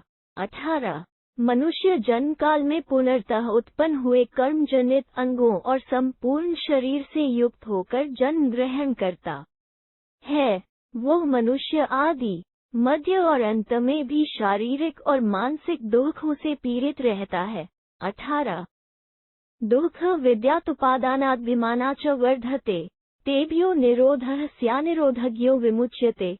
19 शरीर के ग्रहण मात्र से दुख की प्राप्ति निश्चित समझनी चाहिए। शरीर में अभिमान करने से उस दुख की वृद्धि होती है। अभिमान के त्याग से उन दुखों का अंत होता है। जो दुखों के अंत होने की इस कला को जानता है, वो मुक्त हो जाता है। 19 इंद्रियाणा रजस्येव प्रलय प्रभवो वुभो परीक्ष्य संचरेद विद्वान यथावच्छास्त्र चक्षुषा। 20 इंद्रियों की उत्पत्ति और लय, ये दोनों कार्य रजोगुण में ही होते हैं। विद्वान पुरुष शास्त्र दृष्टि से इन बातों की भली भांति परीक्षा करके यथोचित आचरण करे। हीनश्च करणैर्देहि न देह पुनरर्हति। 21 जिसमें तृष्णा का अभाव है उस पुरुष को ये ज्ञानेंद्रियां विषयों की प्राप्ति नहीं कराती। इंद्रियों के विषयासक्ति से रहित हो जाने पर देही पुनः शरीर को धारण नहीं करता। 21 एति श्री महाभारते शांति पर्वणि मोक्ष धर्म पर्वणि वार्षणे अध्यात्म कथने त्रयोदशाधिकविंशतितमोऽध्यायः। 213 इस प्रकार श्री महाभारत शांति पर्व के अंतर्गत मोक्ष धर्म पर्व में श्री कृष्ण संबंधी अध्यात्म का कथन विषयक 213वां अध्याय पूरा हुआ। 213 ब्रह्मचर्य तथा वैराग्य से मुक्ति।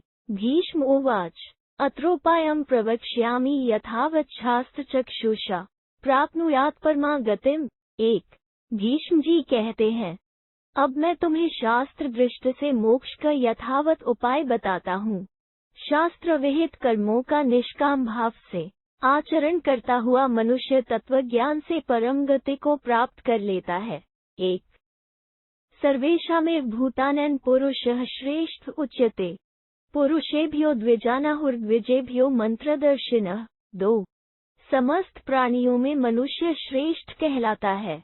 मनुष्यों में द्विजों को और द्विजों में भी मंत्र दृष्टा वेदज्ञ ब्राह्मणों को श्रेष्ठ बताया गया है। 2 सर्वभूतात्मभूतस्ते सर्वज्ञाः सर्वदर्शिनः ब्राह्मणा वेदशास्त्रज्ञास्तत्वार्थगतनिश्चया। 3 वेद शास्त्रों के यथार्थ ज्ञाता ब्राह्मण समस्त भूतों के आत्मा सर्वज्ञ और सर्वदर्शी होते हैं। उन्हें परमार्थ तत्व का पूर्ण निश्चय होता है। 3 नेत्रहीनो यथा ह्येकः कृच्छ्राणि लभते ध्वनि ज्ञानहीनस्तथा लोके तस्माज्ञानविदोऽधिकाः। 4 जैसे नेत्रहीन पुरुष मार्ग में अकेला होने पर तरह तरह के दुहक पाता है, उसी प्रकार संसार में ज्ञानहीन मनुष्य को भी अनेक प्रकार के कष्ट भोगने पड़ते हैं। इसलिए ज्ञानी पुरुष ही सबसे श्रेष्ठ है। 4 तांस्तान उपास्ते धर्मान धर्म कामा यथागमम् न त्वेषामर्थसामान्य मंत्रेण गुणानिमान। 5 धर्म की इच्छा रखने वाले मनुष्य शास्त्र के अनुसार उन यज्ञादि सकौम धर्मों का अनुष्ठान करते हैं, किंतु आगे बताए जाने वाले गुणों के बिना इन्हें सबके लिए समान रूप से अभीष्ट मोक्ष नामक पुरुषार्थ की प्राप्ति नहीं होती। 5 वाग्देह मनसान शौचम क्षमा सत्यम धृतिः स्मृतिः सर्वधर्मेषु धर्मज्ञा ज्ञापयन्ति गुणान् शुभान्। 6 वाणी शरीर और मन की पवित्रता, क्षमा, सत्य, धैर्य और स्मृति, इन गुणों को प्रायः सभी धर्मों के धर्मज्ञ पुरुष कल्याणकारी बताते हैं। 6 यदृदं ब्रह्मणो रूप ब्रह्मचर्यमिति स्मृतम् पर तत्सर्वधर्मेभ्यस्तेन यान्ति परागतिम्। 7 यह जो ब्रह्मचर्य नामक गुण है, इसे तो शास्त्रों में ब्रह्म का स्वरूप ही बताया गया है। यह सब धर्मों से श्रेष्ठ है।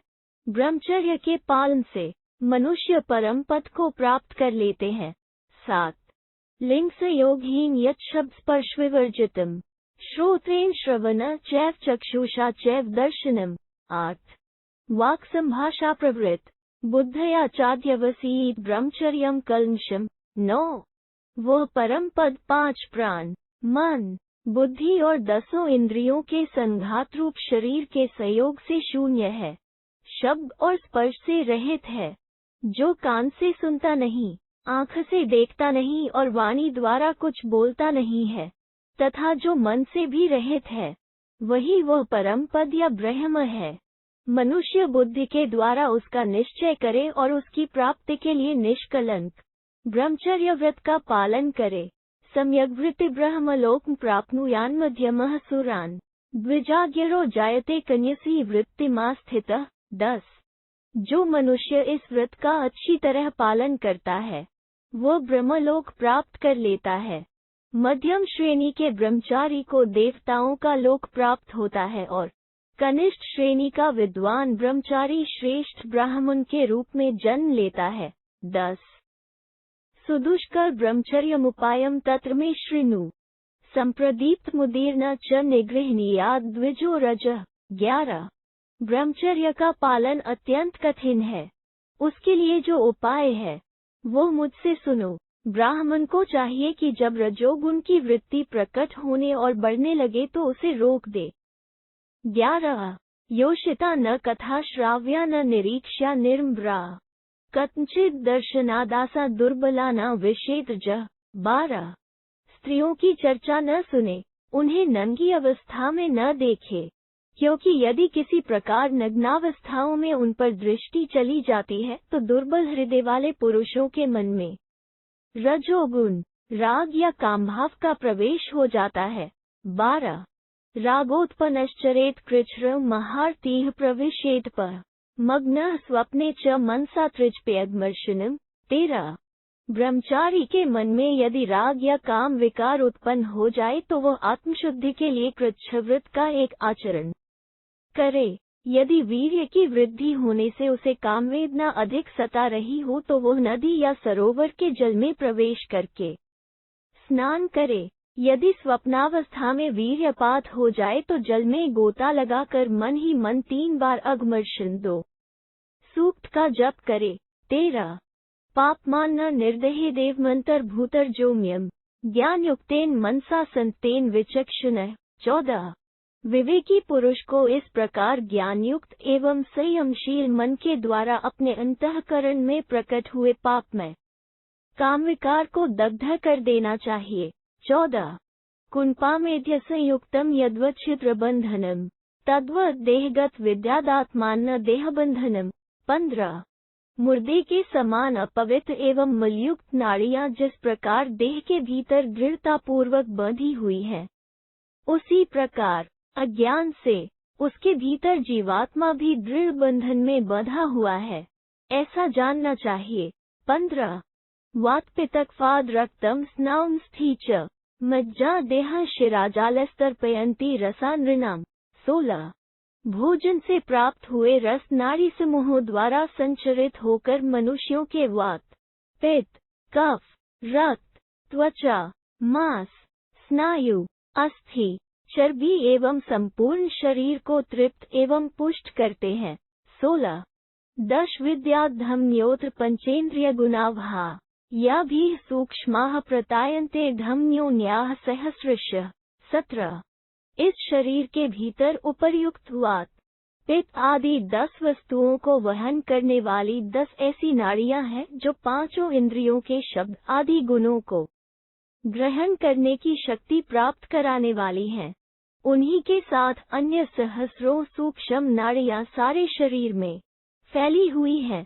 17 एवमिता शिरा नद्यो रसोदा देह सागरम तर्पयन्ति यथा कालमार्ग इव सागरम। 18 जैसे नदियां अपने जल से यथासमय समुद्र को तृप्त करती रहती हैं, उसी प्रकार रस को बहाने वाली ये नाड़ी रूप नदियां इस देह सागर को तृप्त किया करती हैं। 18 मध्ये च हृदय सेका शिरा तत्र मनोवहा शुक्रम संकल्प जम नना सर्वगात्रैर्विमुंचति। 19 हृदय के मध्य भाग में एक मनोवहा नाम की नाड़ी है जो पुरुषों के काम विषयक संकल्प के द्वारा सारे शरीर से वीर्य को खींचकर बाहर निकाल देती है। 19 सर्वगात्र प्रतायस्तस्याः ह्यनुक्ताः शिराः नेत्रयोः प्रतिपद्यन्ते वहन्त्यस्तेजस गुणम।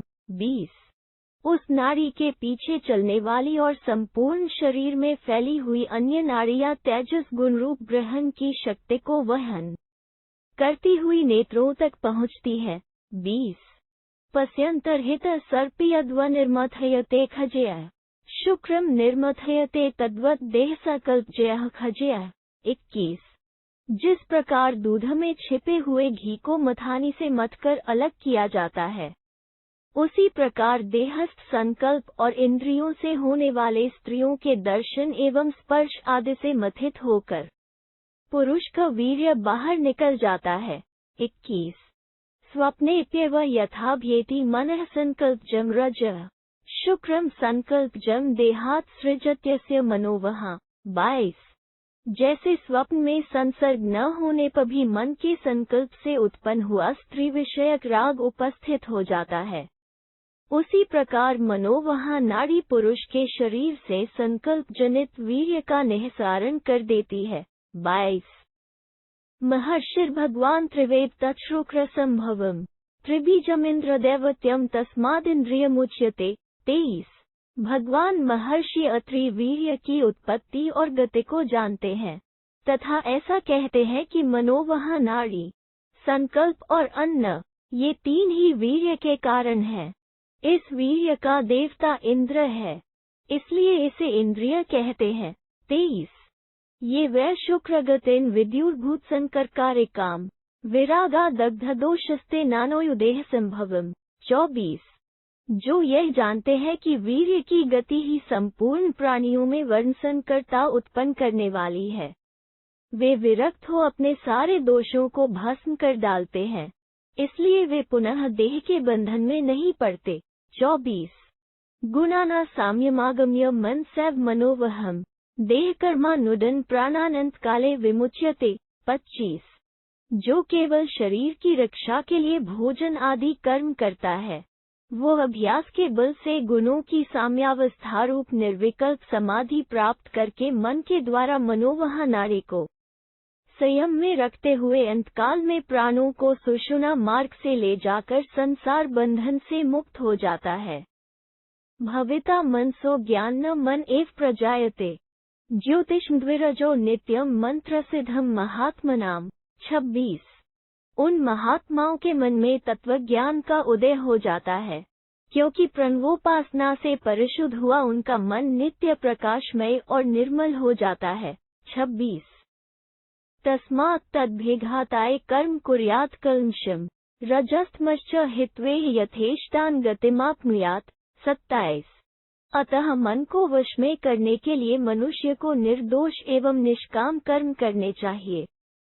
ऐसा करने से वो रजोगुण और तमोगुण से छूटकर इच्छानुसार गति प्राप्त कर लेता है। 27 तरुणाधिक ज्ञान न जरा दुर्बलता गतम विपक्व बुद्धि कालेन आदत्ते मानसम बलम। 28 युवावस्था में प्राप्त किया हुआ ज्ञान प्रायः बुढ़ापे में क्षीण हो जाता है, परंतु परिपक्व बुद्धि मनुष्य समयानुसार ऐसा मानसिक बल प्राप्त कर लेता है जिससे उसका ज्ञान कभी क्षीण नहीं होता। 28 सुदुर्गमिव पंथान्तीत्य गुणबंधनम यथा पश्येत तथा दोषन्तीत्यामृतम श्नुते। 29 वो परिपक्व बुद्धि वाला मनुष्य अत्यंत दुर्गम मार्ग के समान गुणों के बंधन को पार करके जैसे जैसे अपने दोष देखता है, वैसे ही वैसे उन्हें लांघ कर अमृतमय परमात्म पद को प्राप्त कर लेता है। 29 इति श्री महाभारते शांति पर्वणि मोक्षधर्म पर्वणि वा शनेयाध्यात्म कथने 14th-तमोऽध्यायः। 214 इस प्रकार श्री महाभारत शांति पर्व के अंतर्गत मोक्ष धर्म पर्व में श्री कृष्ण संबंधी अध्यात्म कथन विषयक 214वां अध्याय पूरा हुआ।